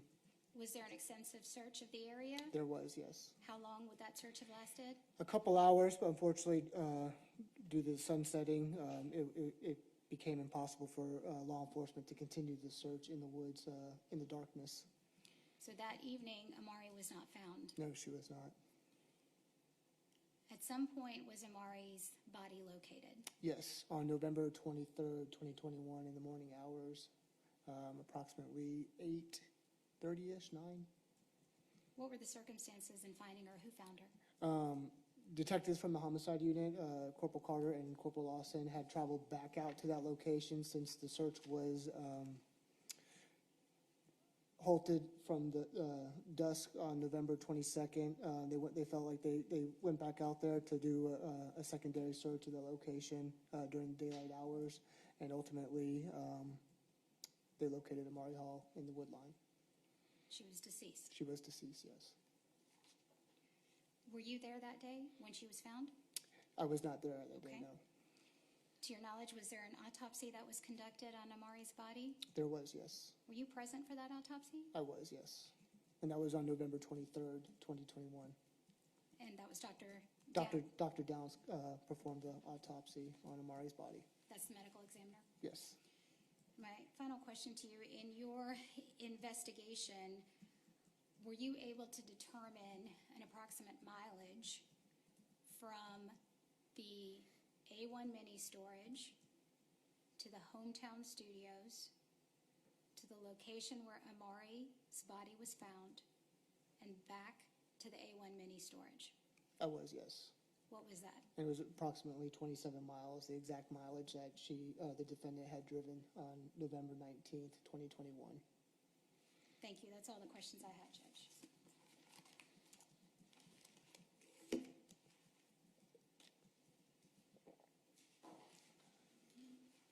Good morning, Detective Blackburn. Come on, sir. I have a question, sir. In regards to the flock camera system, can you elaborate a little bit on how the system works? So as vehicles pass by the flock camera, the camera captures the license plate. Some cameras are angled differently to cover all 3 lanes, if there's 3 lanes, or if there's just a single lane, then obviously it's just angled to cover that specific lane. What is it video? Is it photographs? What does the camera system actually take a picture of? It's a photograph of the vehicle itself, the rear of the vehicle, of the license plate mainly. That's what we're focusing on. So is it constantly taking photographs, or just when a vehicle goes by it triggers the photograph? It's censored as when vehicles travel past the flock camera. It captures the rear of the vehicle. Okay, and it focuses on the tag, on the license plate itself, That's correct, yes. not on the interior, so it doesn't take photographs of who ultimately may be in that vehicle. That's correct, no. And this system, as you said, is throughout the country, but specifically in regards to this case, from DeKalb County and Gwinnett County, we're talking about those flock camera systems. That's correct, only in DeKalb and Gwinnett County. And Mountain Industrial Boulevard, is that what Jimmy Carter Boulevard turns into when you cross into DeKalb? That is correct, yes. Thank you, sir. Any redirect? No, Your Honor. Thank you. May the witness be excused. Yes, Your Honor. Thank you, Detective. Thank you, Your Honor.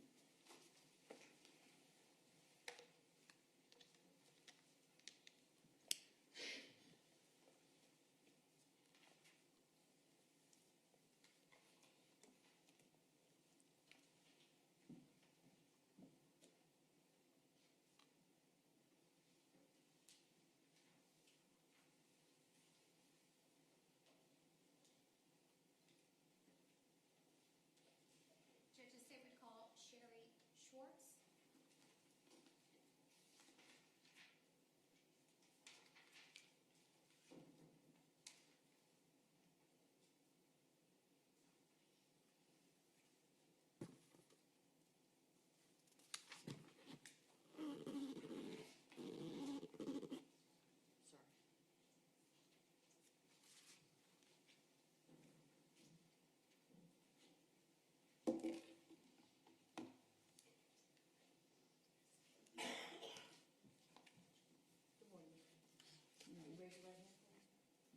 you swear affirm the testimony you're about to give in this matter be the truth, the whole truth, and nothing but the truth, so help you God? I do. Thank you. Ma'am, you can have a seat and scoot up a little bit closer to those microphones so we can all hear you. And could you go ahead and state and spell your name for the court? My name is Sherry McGill Schwartz. I am Sherri, McGill, McGill, Schwartz, Schwartz. Right? And what is your day job? I work for the last, still 37 years full-time at Piedmont Hospital as the echo sonographer and nurse. Now, in your free time, do you volunteer for an organization called A-Star? I do. It's called Alpha Teen Canine Search and Rescue. It is a 501c team that assists law enforcement to help find the missing. Now, how long have you been with the organization? 20 years. And do you utilize the aid of any sort of canine resources in your work? Yes. So many of us are canine handlers. I am one. And I have 2 dogs that I use. One just retired, and the one I have currently is a cadaver dog. And what kind of dog is the cadaver dog? Sierra is her name. Very good. And she is a blonde Labrador retriever. So, Sierra, does she have any sort of training to look for cadavers or bodies? Yes. So our team is, we work very hard, and we're very proud of what we do. We train at least 3 times during the month. We slowly, I had her since she was 8 weeks old, so we start right away with obedience, sociability, and then the target odor. So she goes through 3 different levels in our team, and she's also gone through several national certifications. Okay. Now, back in November of 2021, around November 22nd of 2021, were you and Sierra called out to help with the sort of outside search of a U-Haul van that was in part of an investigation with the Gwinnett County Police Department? Yes. Okay. Do you recall what location you and Sierra went to conduct this search? So I know it was 3 different searches, and that particular one was at the headquarters of the police department, Gwinnett. So the other searches, did those involve actually trying to find Amari, a little girl, Amari? Yes. And that was on previous to the search of the U-Haul van? Well, the first search was by the hotel. Okay. And then the second one was the van. Okay. And then there was a third one. Okay. So let's talk about the van. What was the purpose of bringing Sierra out to the van? I think they wanted to find out if there was a possible body that was transported. Okay. Now I'm going to show you what's been marked as States Exhibits 93, 94, and 95. And Judge, these well, let me show you these first real quick, Ms. Schwartz. What are these photographs of? That looks like the van that I searched. Okay. She searched. That Sierra searched? Yes, Sierra searched. And before we get into that, briefly, Judge, I would move to tender into evidence States Exhibits 93, 94, and 95, pursuant to the fact that there has been a stipulation for the foundation of these 3 photographs previously between the parties. That's correct, Judge, as to these exhibits, no objection. No objection. They're admitted without objection. Thank you, Judge, and may I publish some of these? You may. Thank you.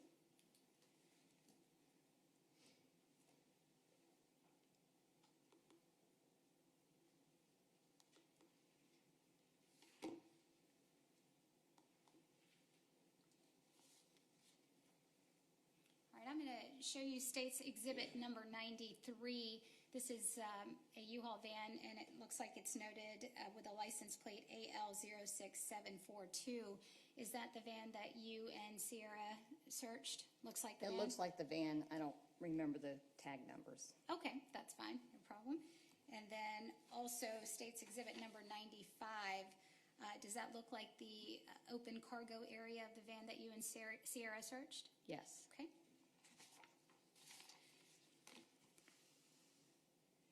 Now, if there is any sort of alert that is given by Sierra, what would that alert be? So what happens when the dog's trained in the behavior of finding, and her target odor is human remains. Okay. They have what we call an alert behavior, which they do not control that behavior. It may be increased respirations, a tail wag, more excitement, but then we train them to present a behavior called the final train response. And that is a trained behavior when she's located and able to find that particular target odor. Was there any kind of an alert given when Sierra went around and into this van? No. And how old is Sierra? She currently is 4 years old. So back then she would have been about a year old? She was 17 months old. Okay. And was this, had Sierra been doing searches, cadaver searches before this day? So outside of training? She was young. This was her second search. Now, are there any reasons in your training and your experience where a cadaver dog might not alert in an area where there could have been a body? Yes. I assume she was unable to detect anything, any human remains. Am I allowed to give an analogy? Sure. Okay. So if, for instance, you had pizza in your office and you ate all the pizza and there's no pizza left, and your coworkers came in, they would know that you had pizza. But after a few days, they would not know that you had that pizza. So if there was nothing left behind, she would not detect anything. Would any sort of a barrier on a body prevent odor from emitting? It would depend on how long, if the body had decomposed over a length of time and how much permeable that material was. It could have prevented her from smelling that odor. And what about the length of time itself? How does that affect any potential alerts? Well, if there was nothing left behind, then she may not have detected anything, given I'm not sure how long. So if it had been several days, but if there was something left behind, physical, yes, she probably would have detected it.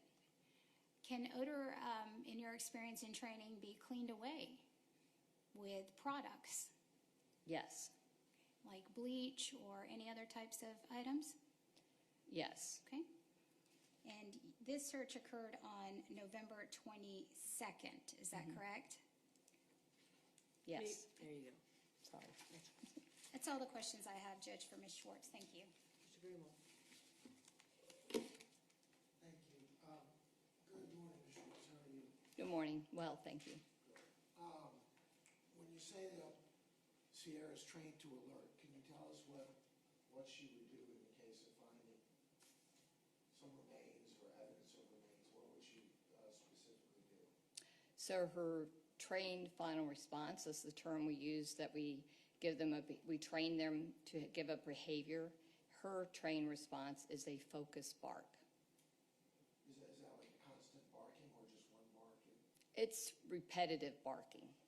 at a specific spot? It would be where she detects most of the odor. And what was physically done in this case, was she sent into the van? So usually what I do when I'm looking at a vehicle, we'll start away from the vehicle that's the target. Usually I ask not to know. In this case, I believe I did know. So that way I keep I don't want to influence her in any way. So I'll start her away from the van, let her work independently, and then send her off to the van to search. We usually search clockwise and then counterclockwise. And was she asked to search any other items or areas, locations other than the van?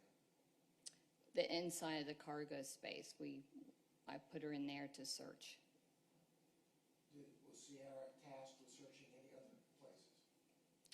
Not at that particular area, but as I said earlier, we did search near the hotel And then we also searched another area that was a possible dumping area.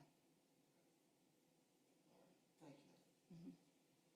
May I redirect? No, Your Honor, thank you. May the witness be excused? She may. Ma'am? Go.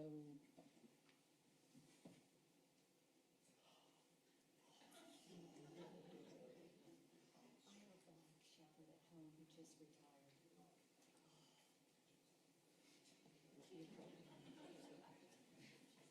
I thought she would appreciate that. State ready for your next witness. Your Honor, at this time, due to some scheduling issues, we would be presenting our additional witnesses after lunch. Okay. All right. So we'll take an early lunch today, ladies and gentlemen. I'm going to release you and ask you guys to be back at 1 o'clock downstairs in jury assembly. I'm going to remind everyone from the prohibition about talking to anyone with this regarding this case, allowing anyone to approach or discuss it with you. Don't watch any news. Don't read any articles. Don't research anything. Don't go to any locations. You are, again, not to discuss this case in any way, shape, or form, even amongst yourselves, until released to do so. I hope everybody has a great lunch.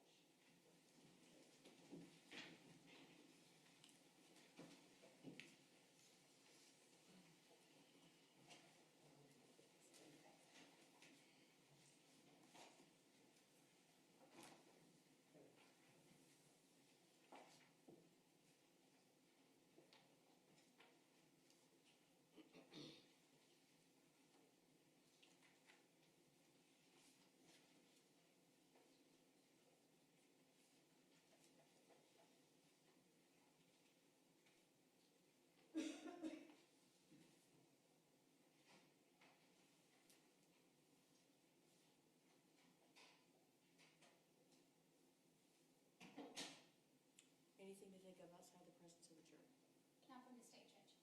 Just two issues, Judge. I'm gonna, Mr. Brown's given me a bunch more exhibits to go over with my client. I'll do that now to save time when the jury comes back in, so we don't do it in front of the jury and have to delay. Sure. Secondly, Judge, I had a chance last night to review. Mr. Brown was kind enough, because I was unable to open the autopsy photos. He was kind enough to put them all on a flash drive, and I think you provided him, and he copied that for me. I had a chance to review them.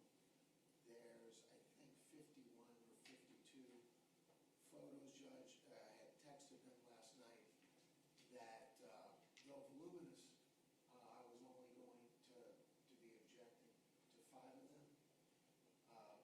Mr. Brown's going to meet with Dr. Downs this evening, see if he can consent to those 5 not being shown to the jury.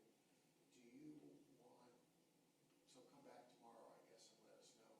Do you want, since you haven't seen them, do you want to look at the flash drive that contains all of the photos, so in case we're not able to come to an agreement that you have the flash drive that I have, so you can see, because from a homicide case, it's a lot of autopsy photos, and so I'm just making a good faith objection to 5 of those, but I think in context it might be helpful if you have a chance going in case we're not able to come to an agreement, if Your Honor wishes.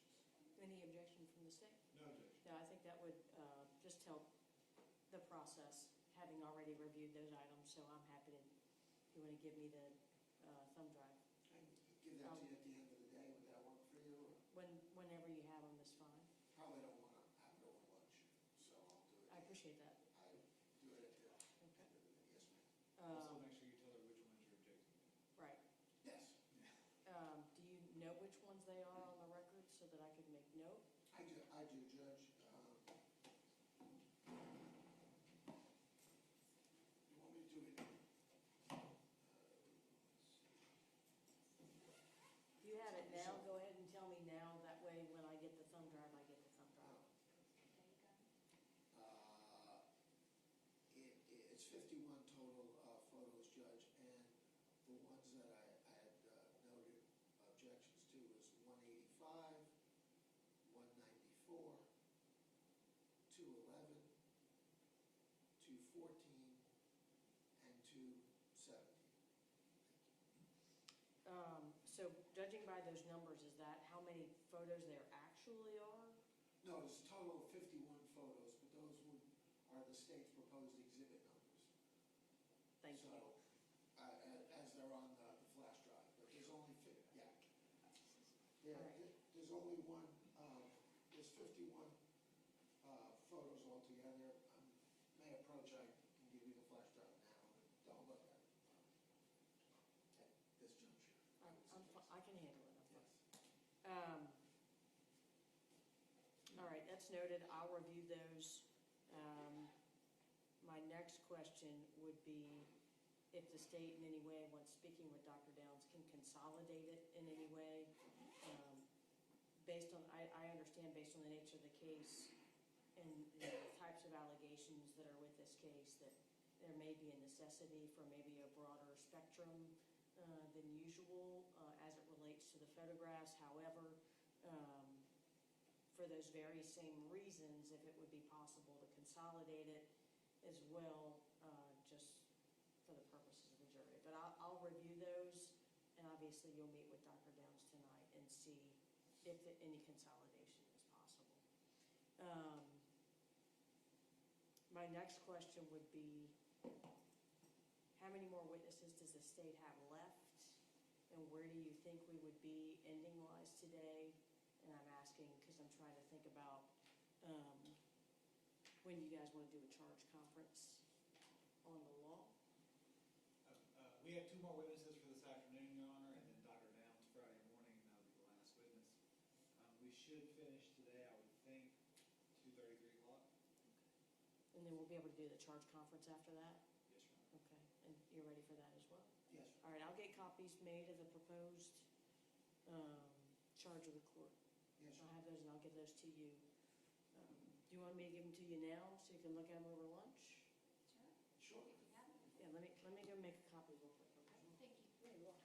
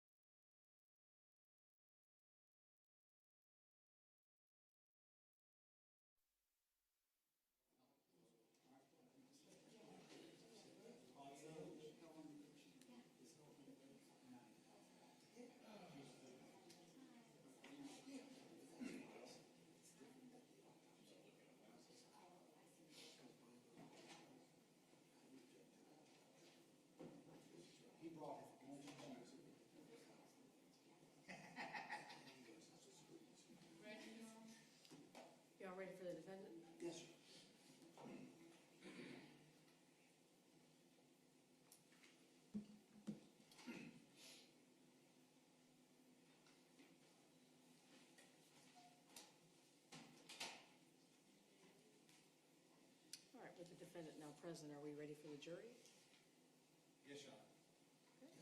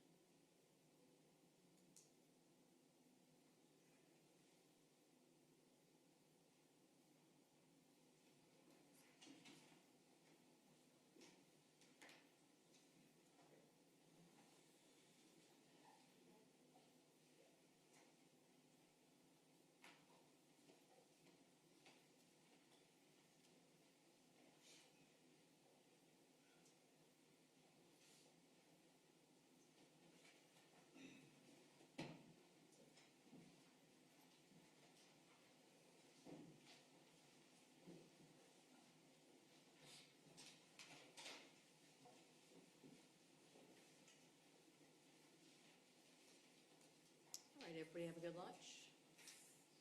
Very good. State ready for your next witness. Yes, Your Honor. The state calls Officer Kia Jimenez.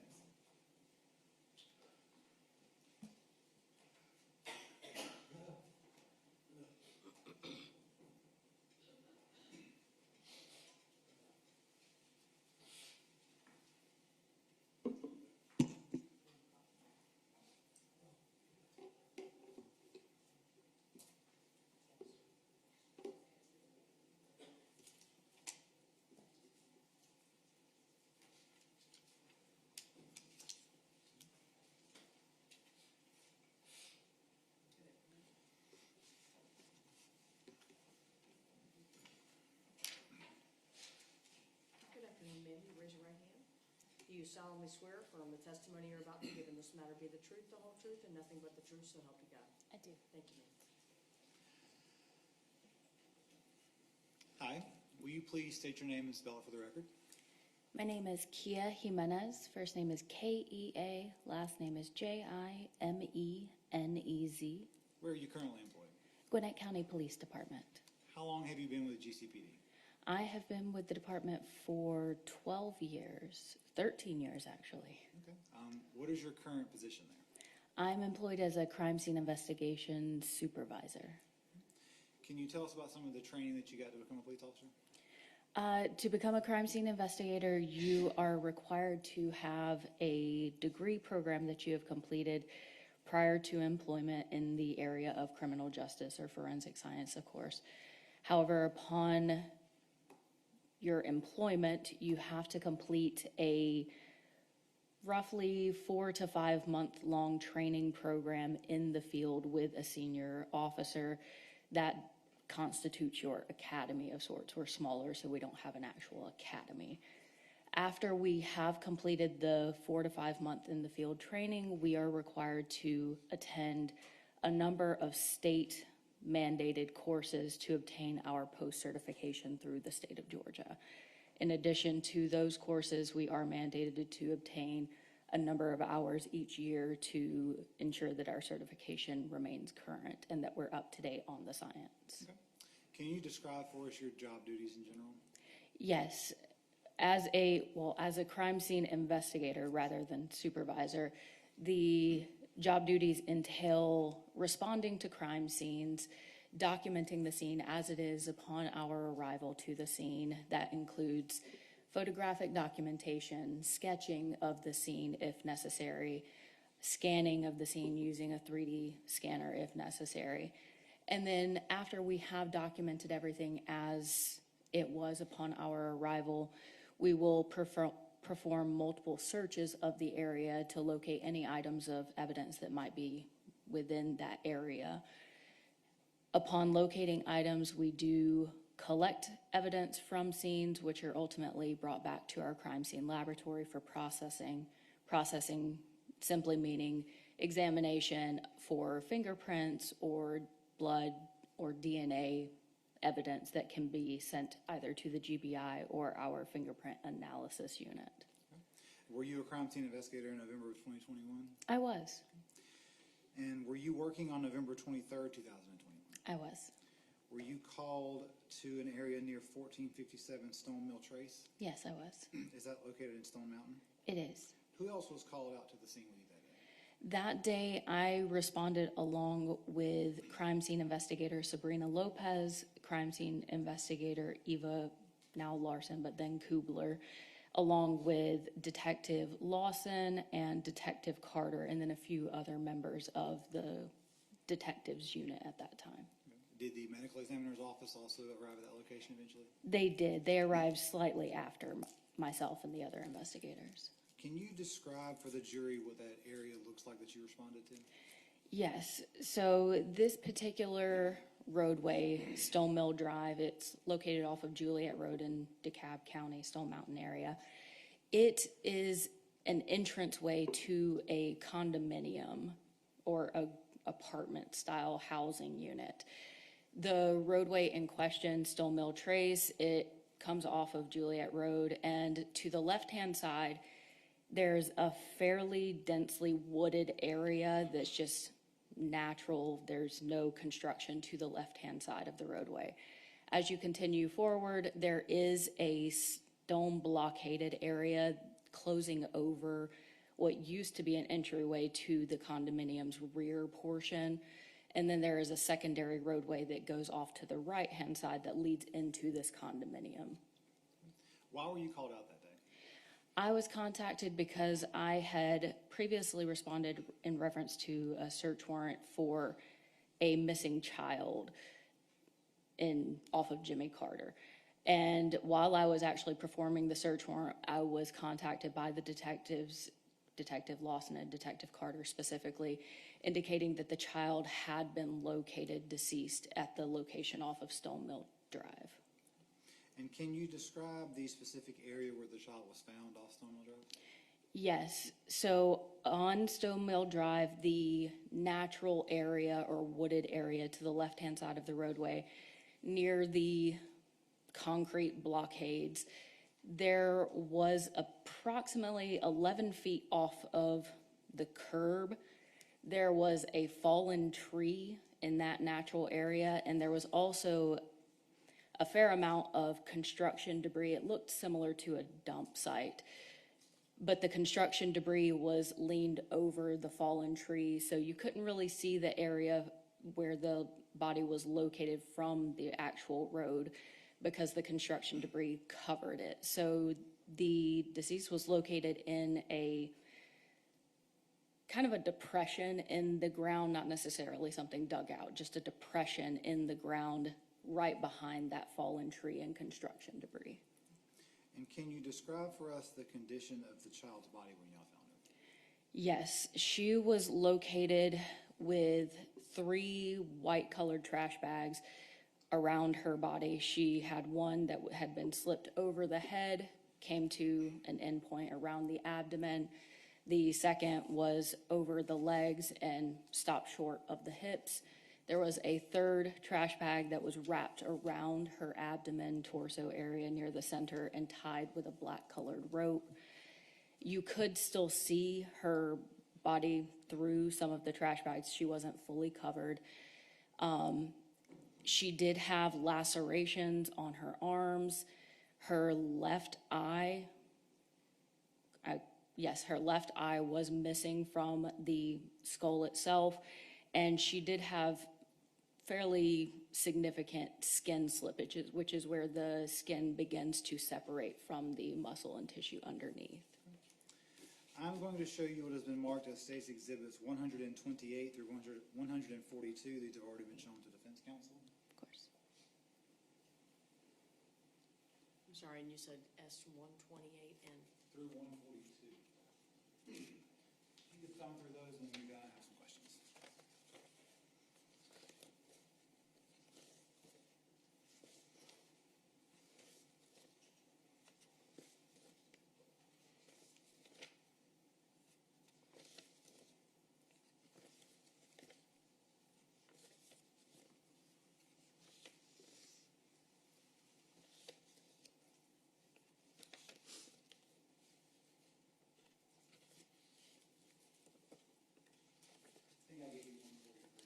You did. Do you recognize those? I do. In general, what are they? These are photographs that I took of the scene upon my arrival to Stone Mill Drive. Are those fair and accurate representations of what you observed that day? They are. Your Honor, at this time the state moves to tender State's Exhibits 128 through 142 into evidence. And Judge, they were previously shown to me over the break, no objection. Admitted without objection. May I publish these? You may. May I have the click share? Don't fail me now.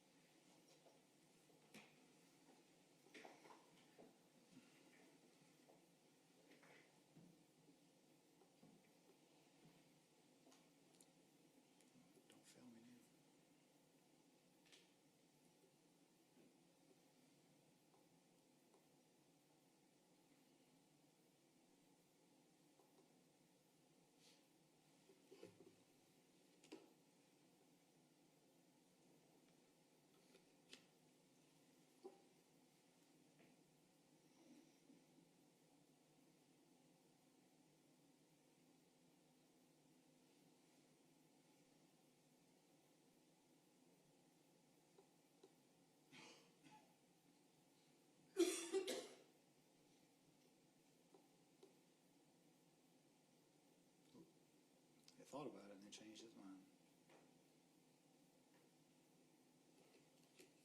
Can we try the hardwire instead, please? You may.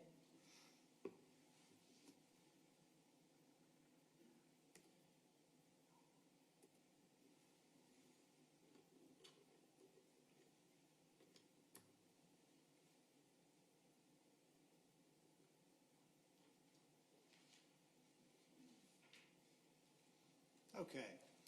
This would be State's Exhibit 128. Can you tell us why you took this picture?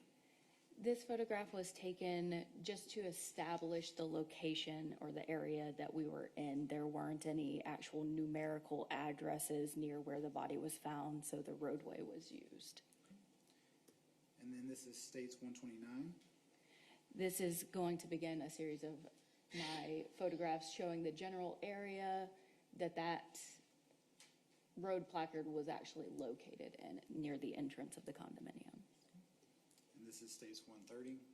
Yes, this is the pan to the right from the street sign showing the actual signage for the Stone Mill condos. So the stop sign we just saw will be to the left of this view? Correct. And this is 131? Yes, this is a photograph showing the view from Juliet Road down Stone Mill Drive towards where the deceased was located. And 132? This is a photograph at the end point of that same roadway. You'll notice these concrete barrier blocks here at the bottom. You can see them in the previous photo. These blocks appear to have been placed to close off an additional entryway to the condominiums, which are located near the top right portion of the photograph. You should have a pointer. Oh, It's under here. Thank you so much. You can feel free to stand up. Of course. Use the pointer.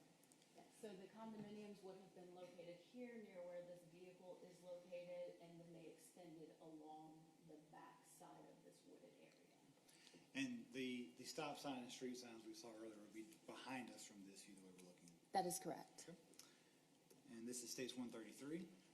This is a photograph now turned back to the left. You can see the concrete barrier blocks here on the bottom right-hand side of the screen. And this area here will ultimately be where the deceased was located. There is a fallen tree that this construction debris is laying atop of. This is State's 134. We just moved a little closer. Correct. We'll go to the next one. This is 135. This is now a side view. Once I have entered the wooded area, you can still see the construction debris here near the upper right-hand corner. And this recessed area behind the tree root ball, you can begin seeing the trash bags that I referenced earlier, which is what the deceased was located within. And this is State's 136. This is a photograph of the deceased in the 3 trash bags mentioned previously in the recessed area behind the fallen tree. Is this the condition of the body upon your arrival, or was it previously covered, or do you know? This was the condition upon my arrival. I do not know that anything was done prior to my arrival. Okay, so you're not sure if it was covered previously or not? From what I was told, this was a fair and accurate representation of what the detectives located. That's fine. This is 137. This is a photograph just showing the additional trash bag that was located around the center of the deceased body. States 138. This is a photograph of the head area. It looks like the bag is ripped. Is that fair to say? Yes, that is true. Is there any indication of how that happened? Do you know? You may not. I'm just asking. From experience, it looks consistent with animal activity. This is states 139. This is a photograph of the deceased face showing the missing eye and the open area. This would be 140, I believe, right? Yes, 140. This photograph is after the medical examiner had arrived to the scene. The body was removed from the recessed area and placed on the medical examiner's body bag. And this is to show the backside condition of the body. What's the blue thing under the white plastic? That is the body bag That's the itself. bag, okay. And then states 141. This is a photograph of the front of the body showing the previously mentioned lacerations and skin slippage here on the left hip. And then finally states 142. Is this just further down towards the feet? Yes, this is just showing the knotted trash bag on the legs. Thank you.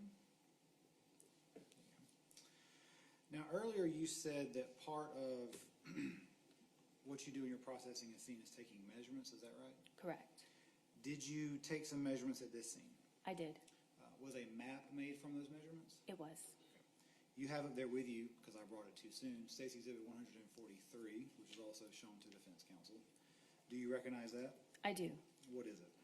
This is a crime scene sketch that was completed under my supervision by crime scene investigator Sabrina Lopez of the scene, showing the relative location of the deceased to the area surrounding. And is that a fair and accurate representation of the map that was made? It is. Your Honor, at this time the state moves to tender State's Exhibit 143 into evidence. And I've previously seen that, Judge, so no objection. Admitted without objection. May I publish the map for the jury? You may.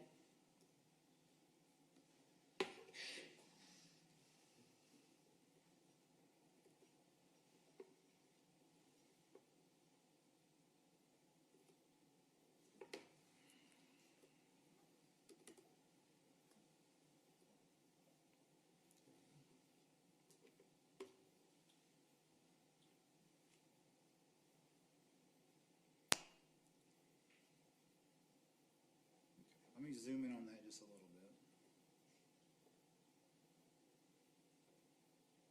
Okay, if you will, please walk the jury through what all we're seeing here, the measurements and what they mean. So when we complete a crime scene sketch, our ultimate goal is, yes, to show the relationship of any evidence that was located to the surrounding area, but it's also to place those items in a way that, if need be, we can return to the scene and recreate the positioning of items that were located within that scene. In this particular instance, the items of evidence that were located were, of course, the deceased body, the trash bags that were located around, and that was all that we had actually located at this area. So when we completed the sketch, the area is depicted. You have Stone Mill Drive running from Juliet Road down towards these concrete barrier blocks. You have the secondary entrance that hasn't been closed off to the condominiums over here, which is Stone Mill Trace.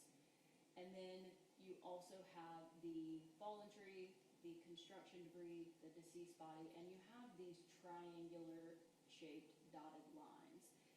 These lines are representative of the measurements that we took so that we could recreate the scene if we needed to.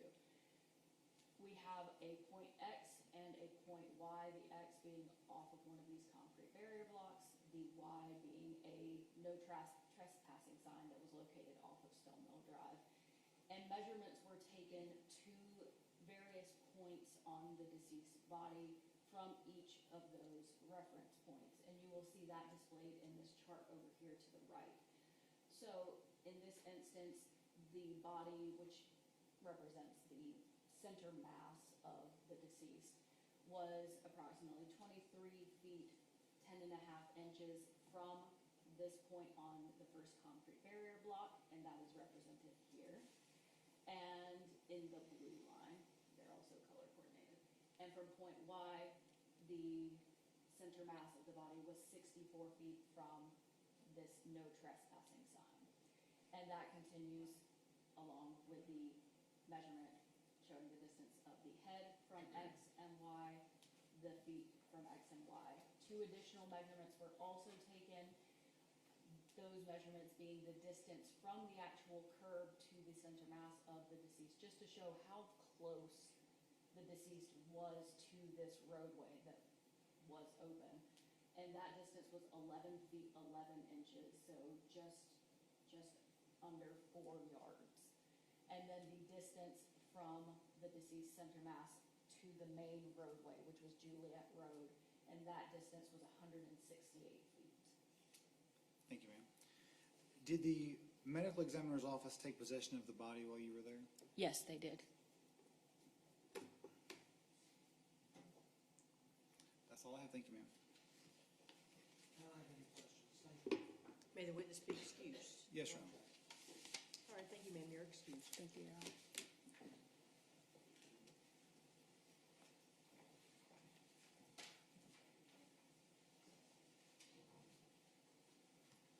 These state calls Investigator Wilbanks.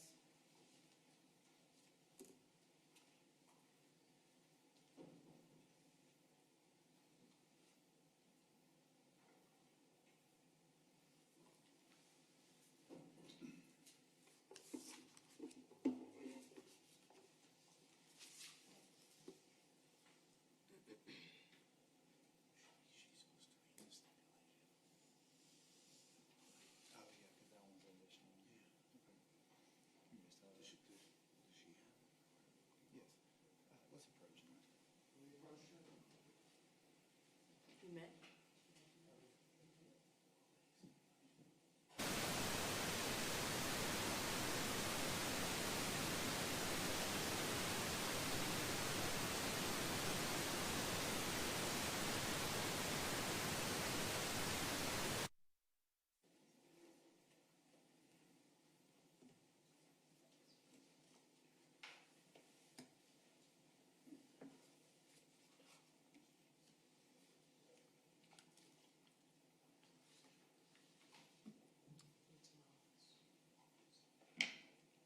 I've got to run back to my office real quick.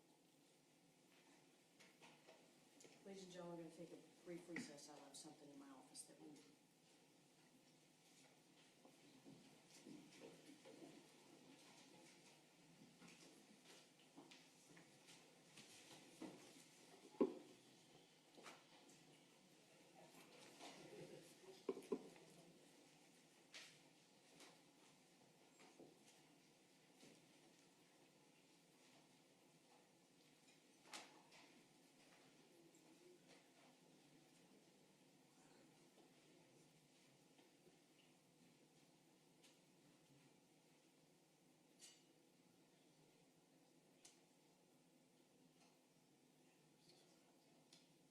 Mr. Greenwald, do you want to put our conference on the record for Ms. Owens?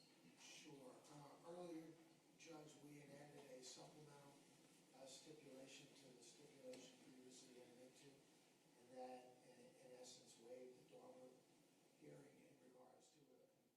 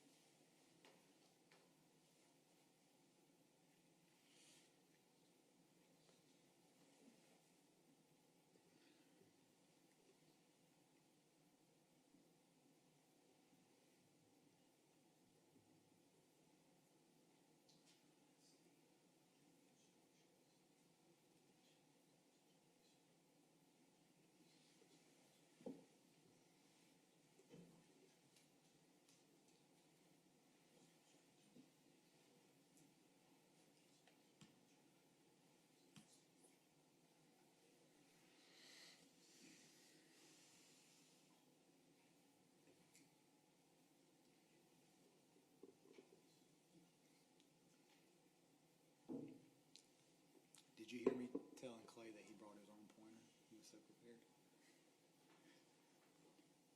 Didn't want to risk it. I've known, ready? Mr. Greenwald, you ready? Yes, sir. Yes, please.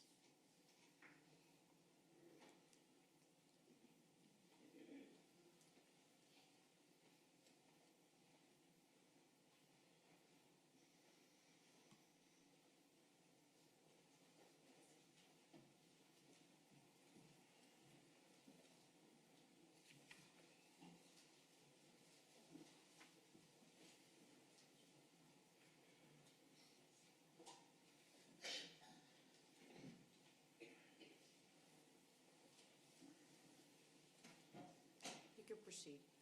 Did you swear him in already or no? I have not. Officer, will you please, do you solemnly swear affirm the testimony you're about to give be the truth, the whole truth, and nothing but the truth, so help you God? I do, Your Honor. All right, ladies and gentlemen of the jury, the state and defense have entered into an additional stipulation from those that I had read to you at the beginning of the trial. And that stipulation is as follows. The above defendant and the state do hereby agree that the following matters are stipulated as fact for evidentiary purposes during the course of the defendant's jury trial. Stipulation number 16. Counsel waives a Daubert hearing as it relates to the testimony of investigator Jay Wilbanks in his status as an expert witness in the field of cellular data analysis. If you would, please state your name and spell it for the record. Yes, it's John, John, excuse me, last name Wilbanks, Wilbanks. Where are you currently employed? The Gwinnett County District Attorney's Office. What did you do before coming to the DA's office? Before working at the District Attorney's Office, I did 17 years at the Gwinnett County Police Department, and 5 years before that, military police. Can you tell us a little bit about your education and training to become a police officer?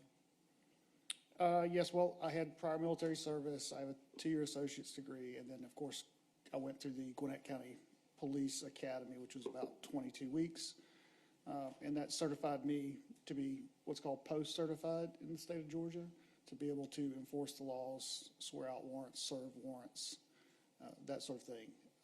And then after that point, I began my actual practical experience as an officer, later as a detective and criminal investigator.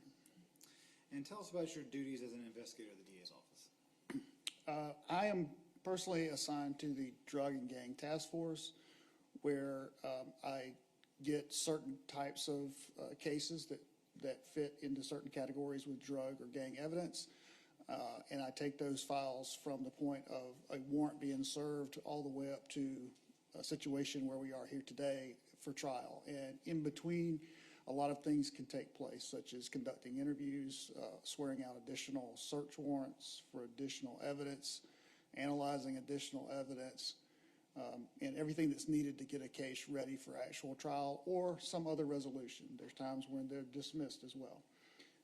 In addition to that, I also work with cellular data as part of my duties in the office.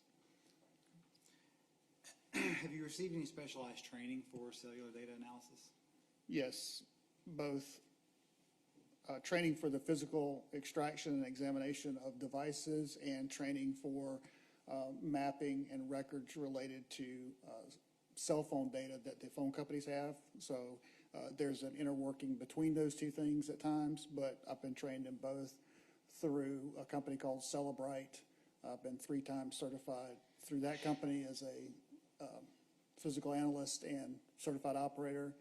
In addition, I've been taught by a forensics company called PATC. I've gone to the FBI's CAST basic program for mapping and cellular analysis, and other companies as well. In addition, one of the main things I use is a company called PLX, which helps us to map data records. We've used the term cellular data analysis several times now. Where do you obtain the cellular data that you analyze? From either one or two places, either the actual extraction itself or from the phone company. How many phone extractions do you think you've analyzed in your career? I mean, I've looked at hundreds through my career. Have you ever testified about cellular data analysis before? Yes. Have you ever been qualified as an expert in cellular data analysis? Yes. How many times have you testified in general about that topic? Dozens of times, and 8 times as an expert. 8 times, okay, thank you, sir. Your Honor, at this time, pursuant to the stipulation discussed earlier, the state moves to tender Investigator Wilbanks as an expert in cellular data analysis. Granted. I'm sorry. Any objection? It's already stipulated, so nothing Great. to object to. Great. Great.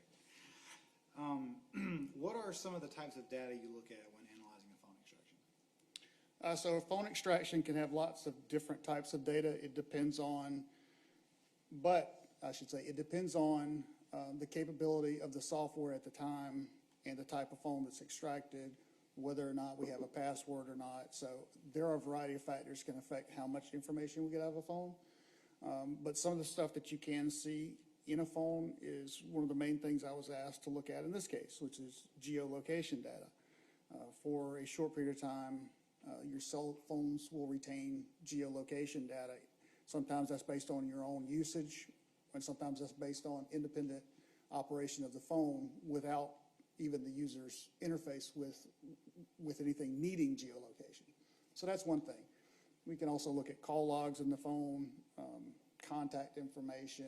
We can look at events that occurred in the phone logs, such as when a settings change took place, or when the when a home screen was activated and that sort of thing. So there's a variety of types of information, but again, it depends on a number of factors. You use the word geolocation. What does geolocation mean? It's basically the phone gathering information about a latitude and longitude where the phone believes it is based on its evaluation of either GPS data, cell tower information, Wi-Fi information, Wi-Fi access points if they're known. So the phone computer is making a calculation based on what it's able to see through signals. How does the phone get GPS location? It has the ability to communicate through GPS with satellites to determine location, and therefore the more satellites that the phone can see, the more accurate that information can be. So it depends on where the phone's at the time and what access to information it has. With this location information, are you able to make maps and track movement? Yes. I think you mentioned this earlier. What software do you use to make the maps? The main software that I use is called PLX or PinLink. And were you asked to analyze the phone extraction in this case? Yes, Did you make a map using the geolocation from that extraction? I did.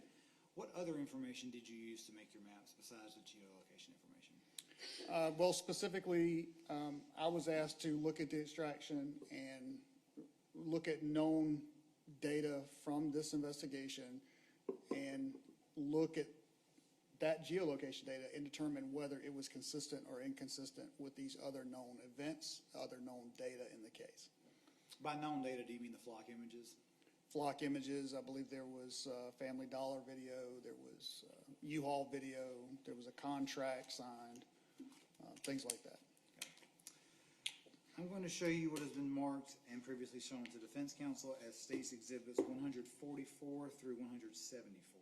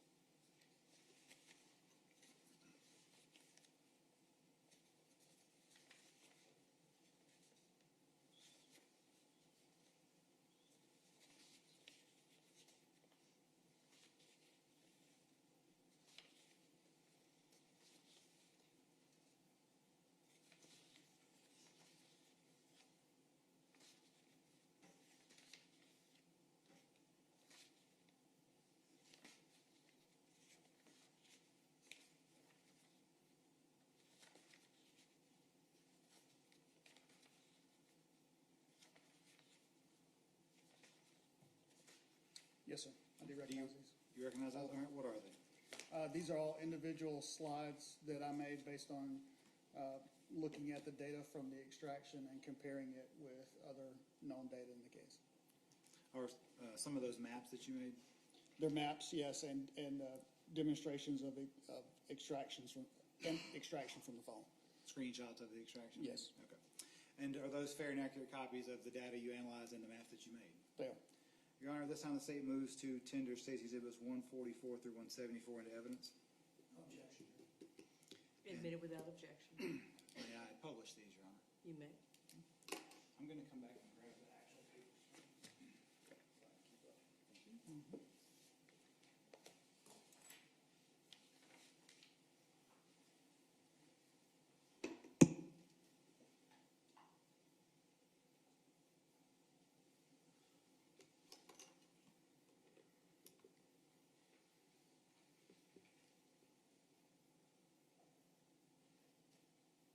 Is the TV on? Oh, there it comes.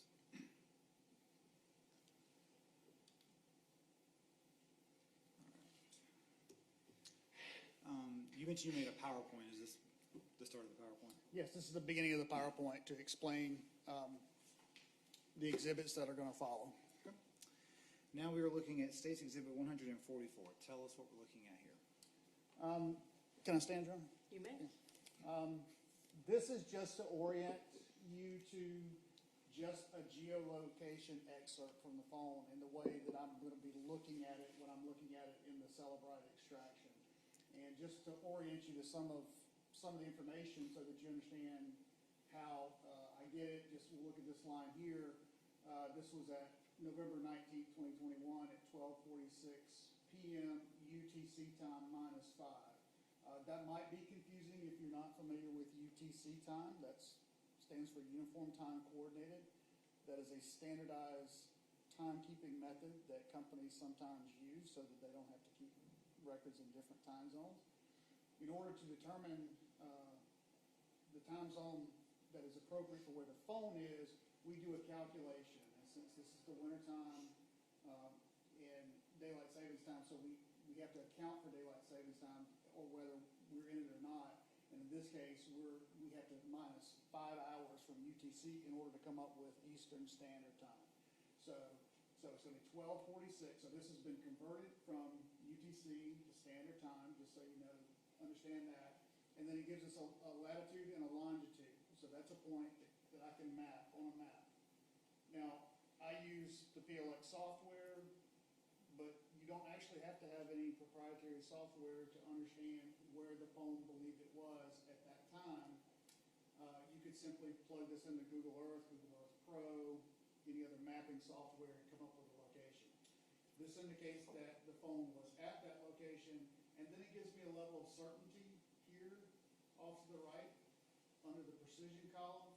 So the phone believes that it was, 4.93, and then it continues out. So just under 5 meters within that point. So the phone has looked up, it's done a calculation based on GPS, and it's determined that it believes it's here within about a 5-meter degree of accuracy. Now, if we were to go down the list here, you'll see that some of the other locations have a varying degree of accuracy. Here we have this one at 178 meters degree of accuracy. Here, 205. Then we're back to 44, 14, and 8. So the amount or the degree of accuracy that the phone registers is dependent to a great extent on what the user is doing with the phone. So you're going to see in this presentation, there's going to be times where the mapping is seems very concise and precise in the roadway, and then you're going to see other times where the phone is bouncing around between woods and things like that. And in those slides, I will point out to you that degree of accuracy and how that can affect the way it looks. Is that what happens when you're using your phone and you open an app and it asks if you will give it precise location? Yes. My experience has been when you are using something on the phone that requires it to have location services, in particular mapping, then the phone gathers very precise information about your location. When it doesn't need that precise information, it may still be registering location information, but it's not going to be as precise. So that's when you start to see things like really depends on the usage of the phone. And just to clarify one more thing so we're clear, the times on here, that's Eastern time, right? That's what This we is need to know. Eastern Standard Time Zone. Okay. So again, you can almost disregard that UTC -5 here. Just understand that that is a standard for timekeeping that we have to account for. The software of Celebrite allows us to do that conversion.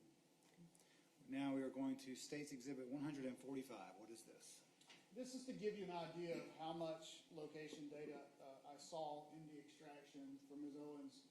Here, showing you that in that 24-hour period from November 19th, 2021, there were 6,061 geolocation data points. And that's quite a lot of data.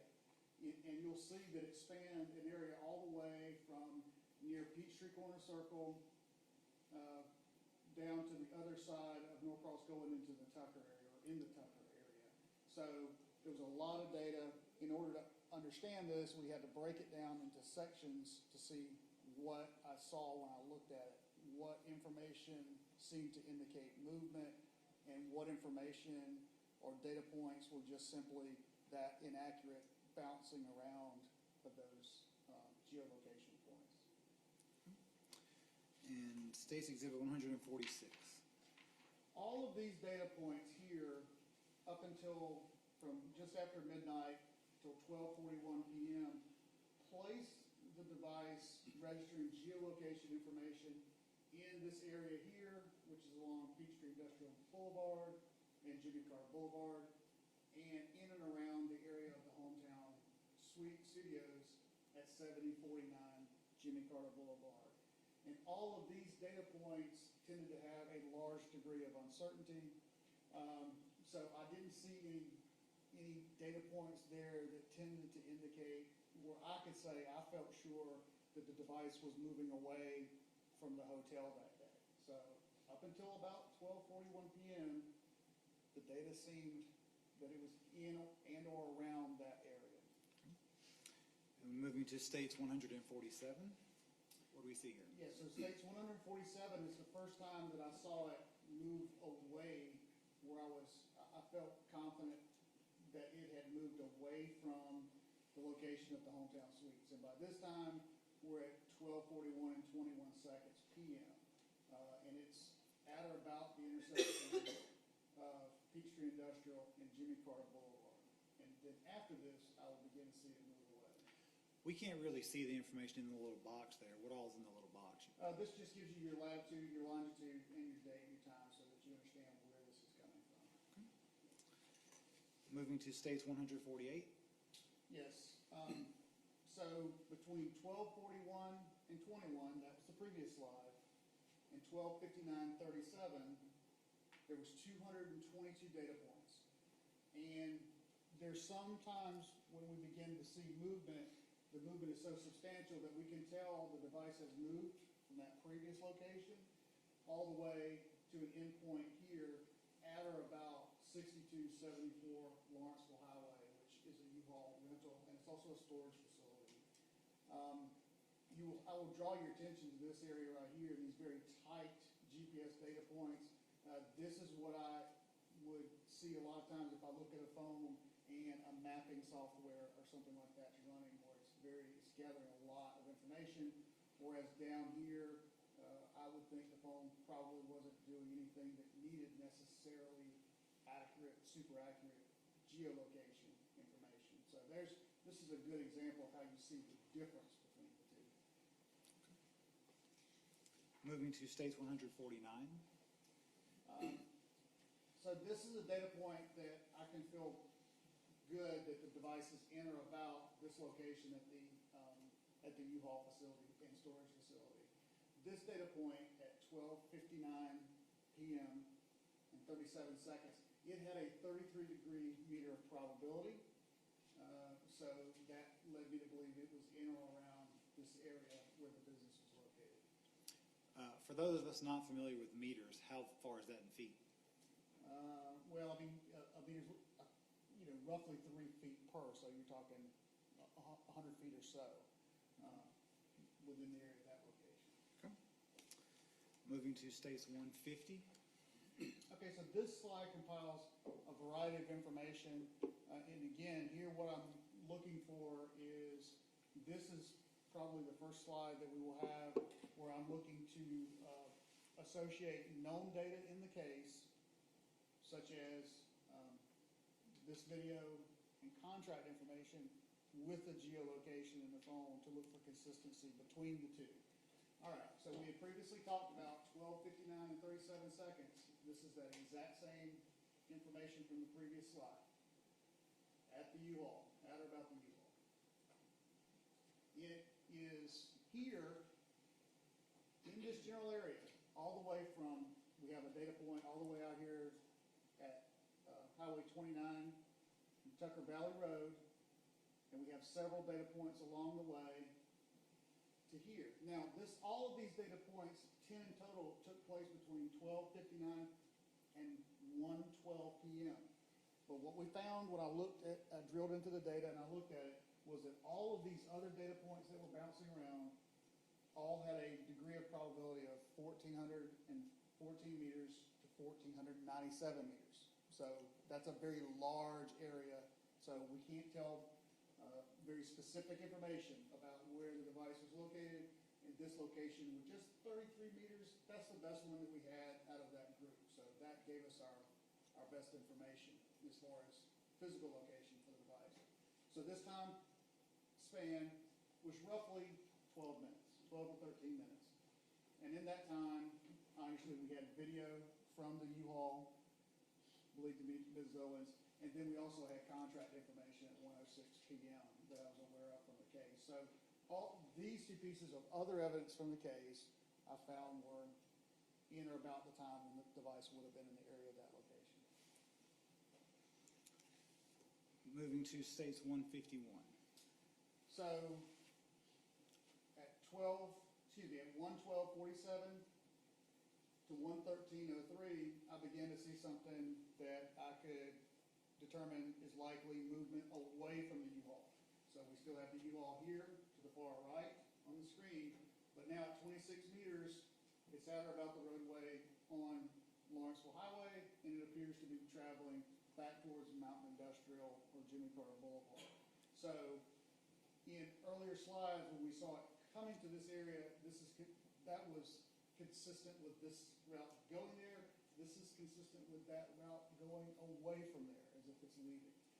With this location here being 200 meters, 23 meters, and 26 meters. So we start to see it move away because this is at 1:12 and 47 seconds, 1:12:49 seconds, 1:13 and 3 seconds. So we see that movement away. This is states 152. What are we seeing on this one? So I wanted to look at the phone and see the next time that we saw data consistent with the case. Otherwise, I looked at this period between 1:12 and 47 seconds and 1:33 and 59 seconds. There were 83 geolocation data points in that time period. We saw this 1:12:47 in the previous slide, and we can see that it has clearly moved back in the direction from whence it came earlier that day. I knew that there was a video in the case at 7050 Jimmy Carter Boulevard, at or about the family, or excuse me, in the Family Dollar, and so I wanted to look at the data to see if it showed going in that direction, and in fact, the geolocation from the phone did show consistency with that video. Moving to states 153. So here, I looked at all the data between 1:33 and 59 seconds and 1:55 and 16 seconds. There was 52 data points. And you'll see here again, we have points spread out all over the general area of not only the hometown suites, or excuse me, hometown studios, but also around the known location for the Family Dollar. So that time period covers both. So I wanted to look for data points that showed me specificity. And all of the data points for that time period were at 1,414 meters. Well, that's not very certain, so I couldn't rely on that to show precision location. But the smallest precision location information I found was here at 1:40 p.m. in 6 seconds. The device with 114 meters of accuracy was showing at or about the Family Dollar. And then by 1:55 in 16 seconds, with 58 meter degree of accuracy, it's the first time I could be sure he was at or about the location of the hometown studios. And one of the things we didn't cover, I've converted it to standard civilian time up here. You'll see in the records from the phone, it will have it in military time. That's just a different way of reflecting the exact same time of day. How do you know that all the random dots all over the place aren't movement of the phone? Well, there could be, there's almost certainly movement going on during that time. I can't tell you how much movement is going on at any one of those particular dots because there's not enough specificity. We have to get down into much smaller degree of margin of error on the calculation to determine for certain what movement is necessary. But what I would feel very comfortable saying is if at 1:40 and 6 seconds, it's at or around Family Dollar, you know, in that 15-minute time period, it had to have moved. The device had to have moved because that wouldn't account for this large area that it covered here. So that's the reason I felt good about this location is because the accuracy level was much greater than the other points. Okay, so the degree of accuracy for the random points scattered around is that 1,400 meters you're talking Right. about? So Okay. all the other ones are this large degree of accuracy, so not something that I would look at for specificity. Gotcha. Moving to State's Exhibit 154. So I'm going back and looking at that same, I'm drilling into that same previous slide at 1:40 and 6 seconds, and we knew from the phone it's at or about Family Dollar, and we knew within about a minute of that from the video that I knew from the case evidence Ms. Owens had been inside the Family Dollar making a purchase. Moving to State's 155. And so from 1:55 and 16 seconds p.m. until 5:46 and 40 seconds p.m., we had 872 data points, and I couldn't look at all those data points and determine there was any movement away from that location with any specificity. So this is a summary of everything I saw registered in the phone during that time. There was not enough specificity for me to make any determinations about movement during that time. Moving to State's 156. And so as I began to continue looking at geolocation, what I found was an anomaly in the records. I found that at 5:46 p.m. and 40 seconds, there was a geolocation registration, and then the phone didn't register another one until about an hour and 40 minutes later at 7:27 and 25 seconds p.m. So that's a significant period of time for this day's activity. It was not consistent with anything else I had seen that day. It had been on, the time period between registered geolocation for that day had been in terms of minutes, not hours or more. So this was an anomaly for me. Moving to State's 157. So then I looked at the phone, total extraction. I didn't just look at the geolocation. What I looked at was other things that were going on in the extraction at about the time that we saw that location stop, and then later I would look at what we saw when it started again. Because remember, we've got about an hour and 40 minutes there. So here is the registration at 5:46 p.m. in 40 seconds where we get that last data for that hour and 40 minute roughly period. And what we find is some things are going on in the phone. There's information about Yahoo, banking, and so forth. But then I saw something right here that was very interesting to me. And what I saw was that there was a systems preference change that took place here at 5:49 and 48 seconds p.m., followed by someone going to find my iPhone on the device. What is Find My iPhone? That's the ability to see where the device is located by going to an application on the phone, if you have an Apple device. Okay, and so the preference change you noted there combined with the Find My iPhone change, what did that signal to you?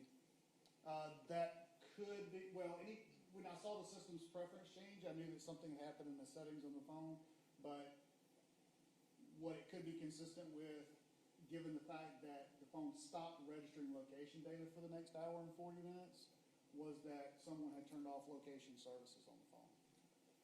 And you can't say that for certain because it doesn't say that right there, is that right? I can't say that for certain. What I can say is that if you were to turn off your location services on your phone, that's what it would look like in the extraction. Okay. Moving to states 158. So we've got a period of time there where we've got no geolocation data from the phone. I'm going to continue with the evidence otherwise in the case to determine what else we have. So this is to show you that we last at 5:46 and 40 seconds have the device at around Jimmy Carter Boulevard near the area of the hometown. The next time the phone will register any geolocation is at 7:27 and 25 seconds p.m. and it will be here at about the A1 or U-Haul in Tucker. Now, what we know is from the other evidence in the case was that we had a video of the U-Haul apparently leaving the area of the hometown at about 5:58 p.m. So that's what I was looking at in the case to relate that leaving of the U-Haul with the last time we have location information. So last have location information at roughly 5:46, and within 10 to 12 minutes we have the vehicle leaving. But no location data from the phone at this point leaving. No follow-up data from that. Moving to states 159. So, what other evidence did I have to look at to compare and understand the geolocation data? Well, we had a couple of flock images here and here along a route consistent with being on Jimmy Carter Boulevard headed towards the U-Haul location. And that was at 5:46 p.m. The device being here at home at about hometown. So by 6:02, we knew that the U-Haul had registered here on this flock camera at Jimmy Carter Boulevard and Peachtree Industrial. And then about 5 minutes later, it had registered here, continuing southeast on Jimmy Carter Boulevard at or about Buford Highway. And we were able to tell that it was going in this direction based on the description of the camera being pointed towards Best Spring Road. Is that direction of travel consistent with heading towards where DeKalb County would be? Yes. Moving to states 160. So I've left our original data point up here, 5:46 on the phone. I've left our flock image here and here, but now we have an additional flock image here. So what I've done in this slide is I'm zooming out so that we begin to correlate what we know about the evidence as related to the phone during this time frame. So by 6:29 p.m., it's continued heading south to southeast towards the Tucker area. And at this point, still no geolocation data from the phone, is that right? No. You see this dot here, which is where the next one will be, but again, it hasn't happened yet because we're still about an hour away from that event occurring. Moving to states 161. So, again at the top, 5:46, we still, that last geolocation. We've continued with each of the flock cameras. And now we've added an additional flock camera here going into DeKalb County or in DeKalb County. So we know from the geolocation of the phone as compared to this that it's unlikely, or there's no evidence that the phone tracked here to U-Haul at this point. It appears to have gone past that. And I've noted here a location of Amari Hall's recovery location here in DeKalb County, and it's going in that general direction. Moving to states 162. So then I looked to see is there anything else going on the phone during that time, and I did see that at 6:58 p.m. There was an outgoing phone call as indicated here by the arrow, and a phone listed as a contact in Ms. Owens' phone as my lady, and that's a 762-204-4008 number. And that phone call went on for quite a long period of time. It went on for 51 minutes and 30 seconds, beginning at 6:58 p.m. And just to remind all of us, what was the time where the geolocation gap stops? So it's at about 5:36, I believe it is, and it's not going to pick up again until the 7 o'clock hour. So it's going to be minutes more longer before we get to that point still. But I got you. I can see what's going on the phone is that phone call has been made. Moving to states 163. So after that phone call initiates, we see the device begin traveling north, we see the U-Haul traveling north. So in previous slides and prior to the phone call, we knew from U-Haul registrations on flock that U-Haul vehicle had been traveling south. In this slide, and from this data, we know that by 7 p.m., it's now traveling north, away from the location of this. So in summary, we've had movement in the direction of DeKalb County. We've had a space and time. Now we've begun a phone call within about 2 minutes of this to my lady in the phone and the vehicle traveling north. Moving to states 164. And we're just continuing to zoom out here and show you reference points of the flock images related to the recovery location. This was our previous flock image at 7 p.m. And here by 7:03 p.m., so roughly 3 minutes later, it's continued north. And during this time, that phone call would still be going on. Moving to states 165. Continuation, we've seen 7 o'clock flock, we've seen the 7:03 flock, but now the next event in time that we will see is that 7:27 time period when the phone when the phone now registers some geolocation data. And that geolocation data placed the device at or around the U-Haul location. Now we're on states 166. So because we now have geolocation data in the phone, I wanted to see what had happened on the phone that might account for why we now have it when we had not had it for roughly an hour and 40 minutes. And what I saw was the reversal of what we saw earlier. When I saw the geolocation data in, I had seen a preference change, a settings change in the phone. Here, by 7:27 p.m., I'm now seeing a new settings preference change occur on the phone. And after that preference settings change, I now saw at 7:27 and 25 seconds geolocation data on the phone. That data placing it around the U-Haul. But I also noted some other interesting activity about deletions. These red X's would indicate deleted data. So within moments of that preference change in the geolocation data coming up on the phone, there have been deletions of information related to U-Haul searches in the phone. And the application was related to Safari, which is the browsing application for the phone, internet browsing. Moving to states 167. So in this slide, what we see is the geolocation information that's starting to come in on the phone. 6:27:33, 120 meter degree of accuracy, 6:27:35, and then just earlier than that, I said 6.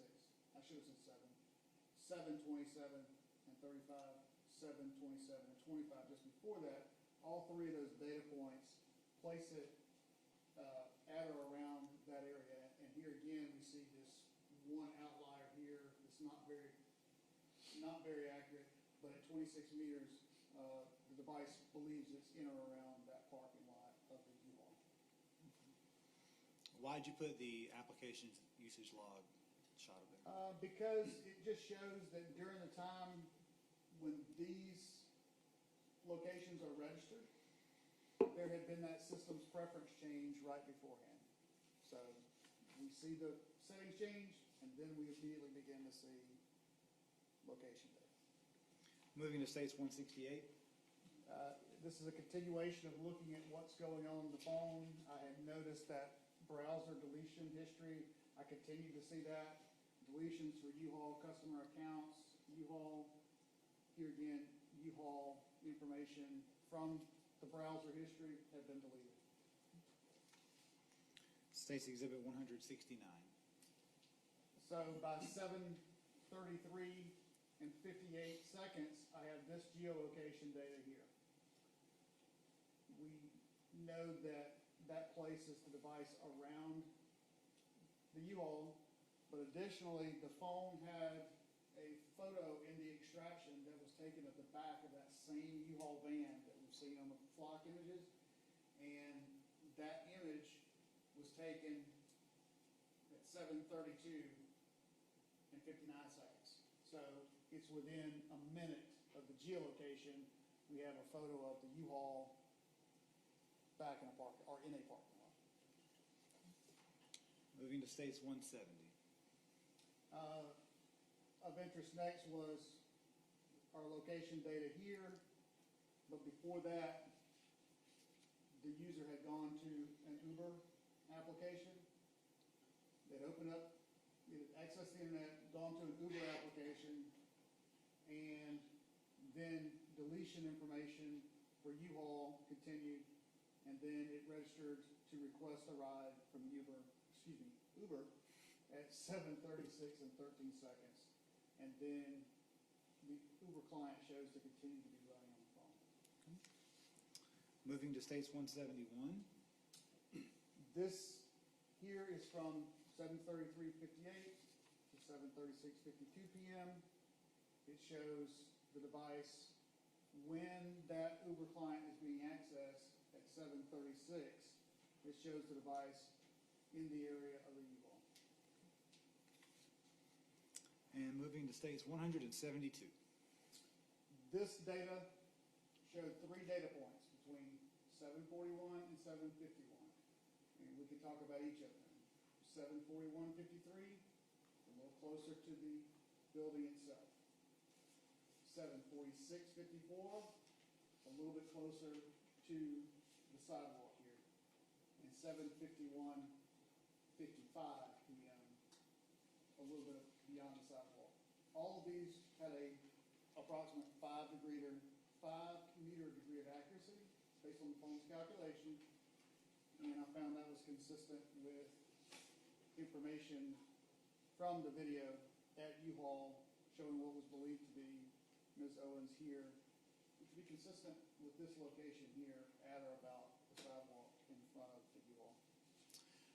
That appears to be the most accurate range of location we've seen so far. Why is this one 5 meters and some of the other ones were 50 meters or 100 meters or that kind of thing?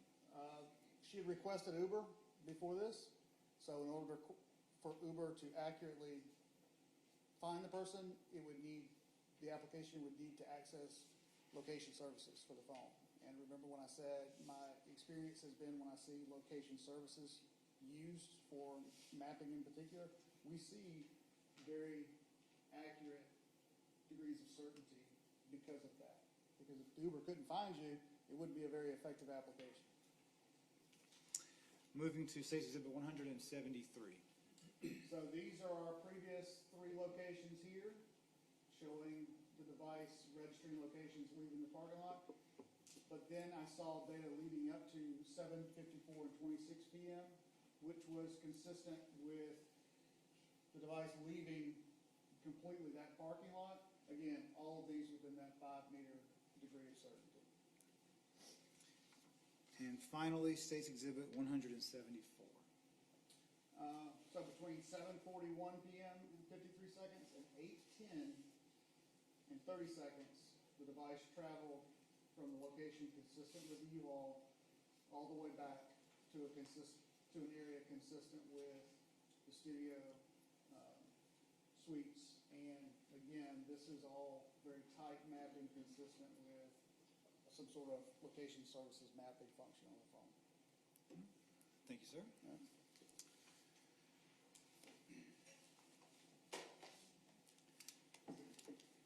I don't have any further questions for you. Thank Thank you. Are you gonna need this? Can you put the one up with the phone call? Do you remember what number it was?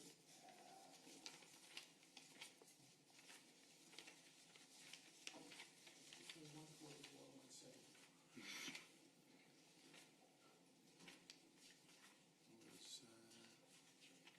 There, then maybe it's one. Let me see. Yes, 162. There you go. Hello, Investigator Wilbanks. How are you? How are you? Good to see you. Thank you. Good to see you, sir. You know, let me see. Detective, is it Diorenzo? Yes. Gwinnett County? Yes, sir. I've met him. Okay. This phone call that we're looking at, and this phone call is at timestamp 6:58:41, is that? That's right. All right. So military time, 1858? Oh, yes. All right. And your testimony was that that phone call lasted for 51 minutes and 30 seconds, right? Yes, based on the way the extraction reads, yes. Because Detective Diorenzo said it lasted for 51 seconds. In your review and in your opinion, it didn't last for 51 seconds. It lasted for 51 minutes plus, right? Yes, that's what it appears to me. All right. So it would go from 6:58 p.m. to approximately 7:49 p.m. as a constant phone call, correct? Yes. No, or 1949 hours, give Yes. or take, all right? But 51 plus minutes. Yes. All right. Thank you, sir. No reason. May the witness be excused. Yes, Your Honor. Okay. All right, thank you. Thank you.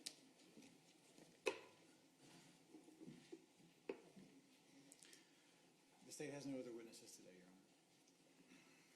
All right, ladies and gentlemen of the jury, is there only one witness left? Yes, Your Honor. Ladies and gentlemen, for scheduling reasons, there's only one witness left, and that witness is not available today, but we'll start first thing in the morning. We have some other matters to go over outside of your presence, so I'm going to release you for the day with the reminded proviso. I know you guys want me to keep telling you this, but it's very important that you not discuss this case, not research anything about this case, not watch any news or read any articles, and don't let anyone discuss it with you. Does everybody understand that? All right, very good. Y'all have a good evening, 8:45 tomorrow morning, please.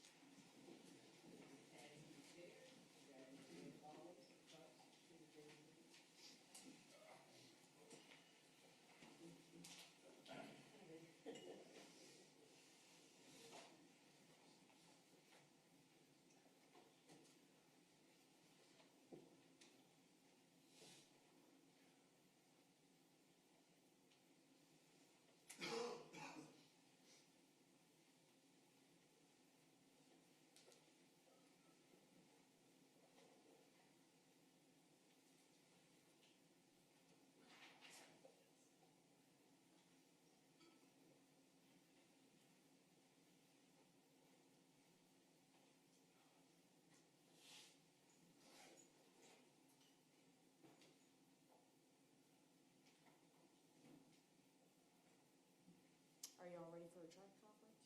Yes, sir. Had a chance to review it all. I had one little change, so I'm gonna go back and get those copies. I did wanna let you guys know that I went over the exhibits, regarding the autopsy photos, and Mr. Greenwald, your objections were to 185, 194, 211, 214. And then did you say 270? Because I can't find a 270. 217? 217. Okay. Maybe my voice. That could be my ears. Did you guys want to, can we go over those today as well? Brian was gonna talk to the doctor. You're going to talk to the doctor first? Okay, Yes. that's right, okay. But I wanted you to at least give you a heads up. I appreciate that, and I have reviewed the same.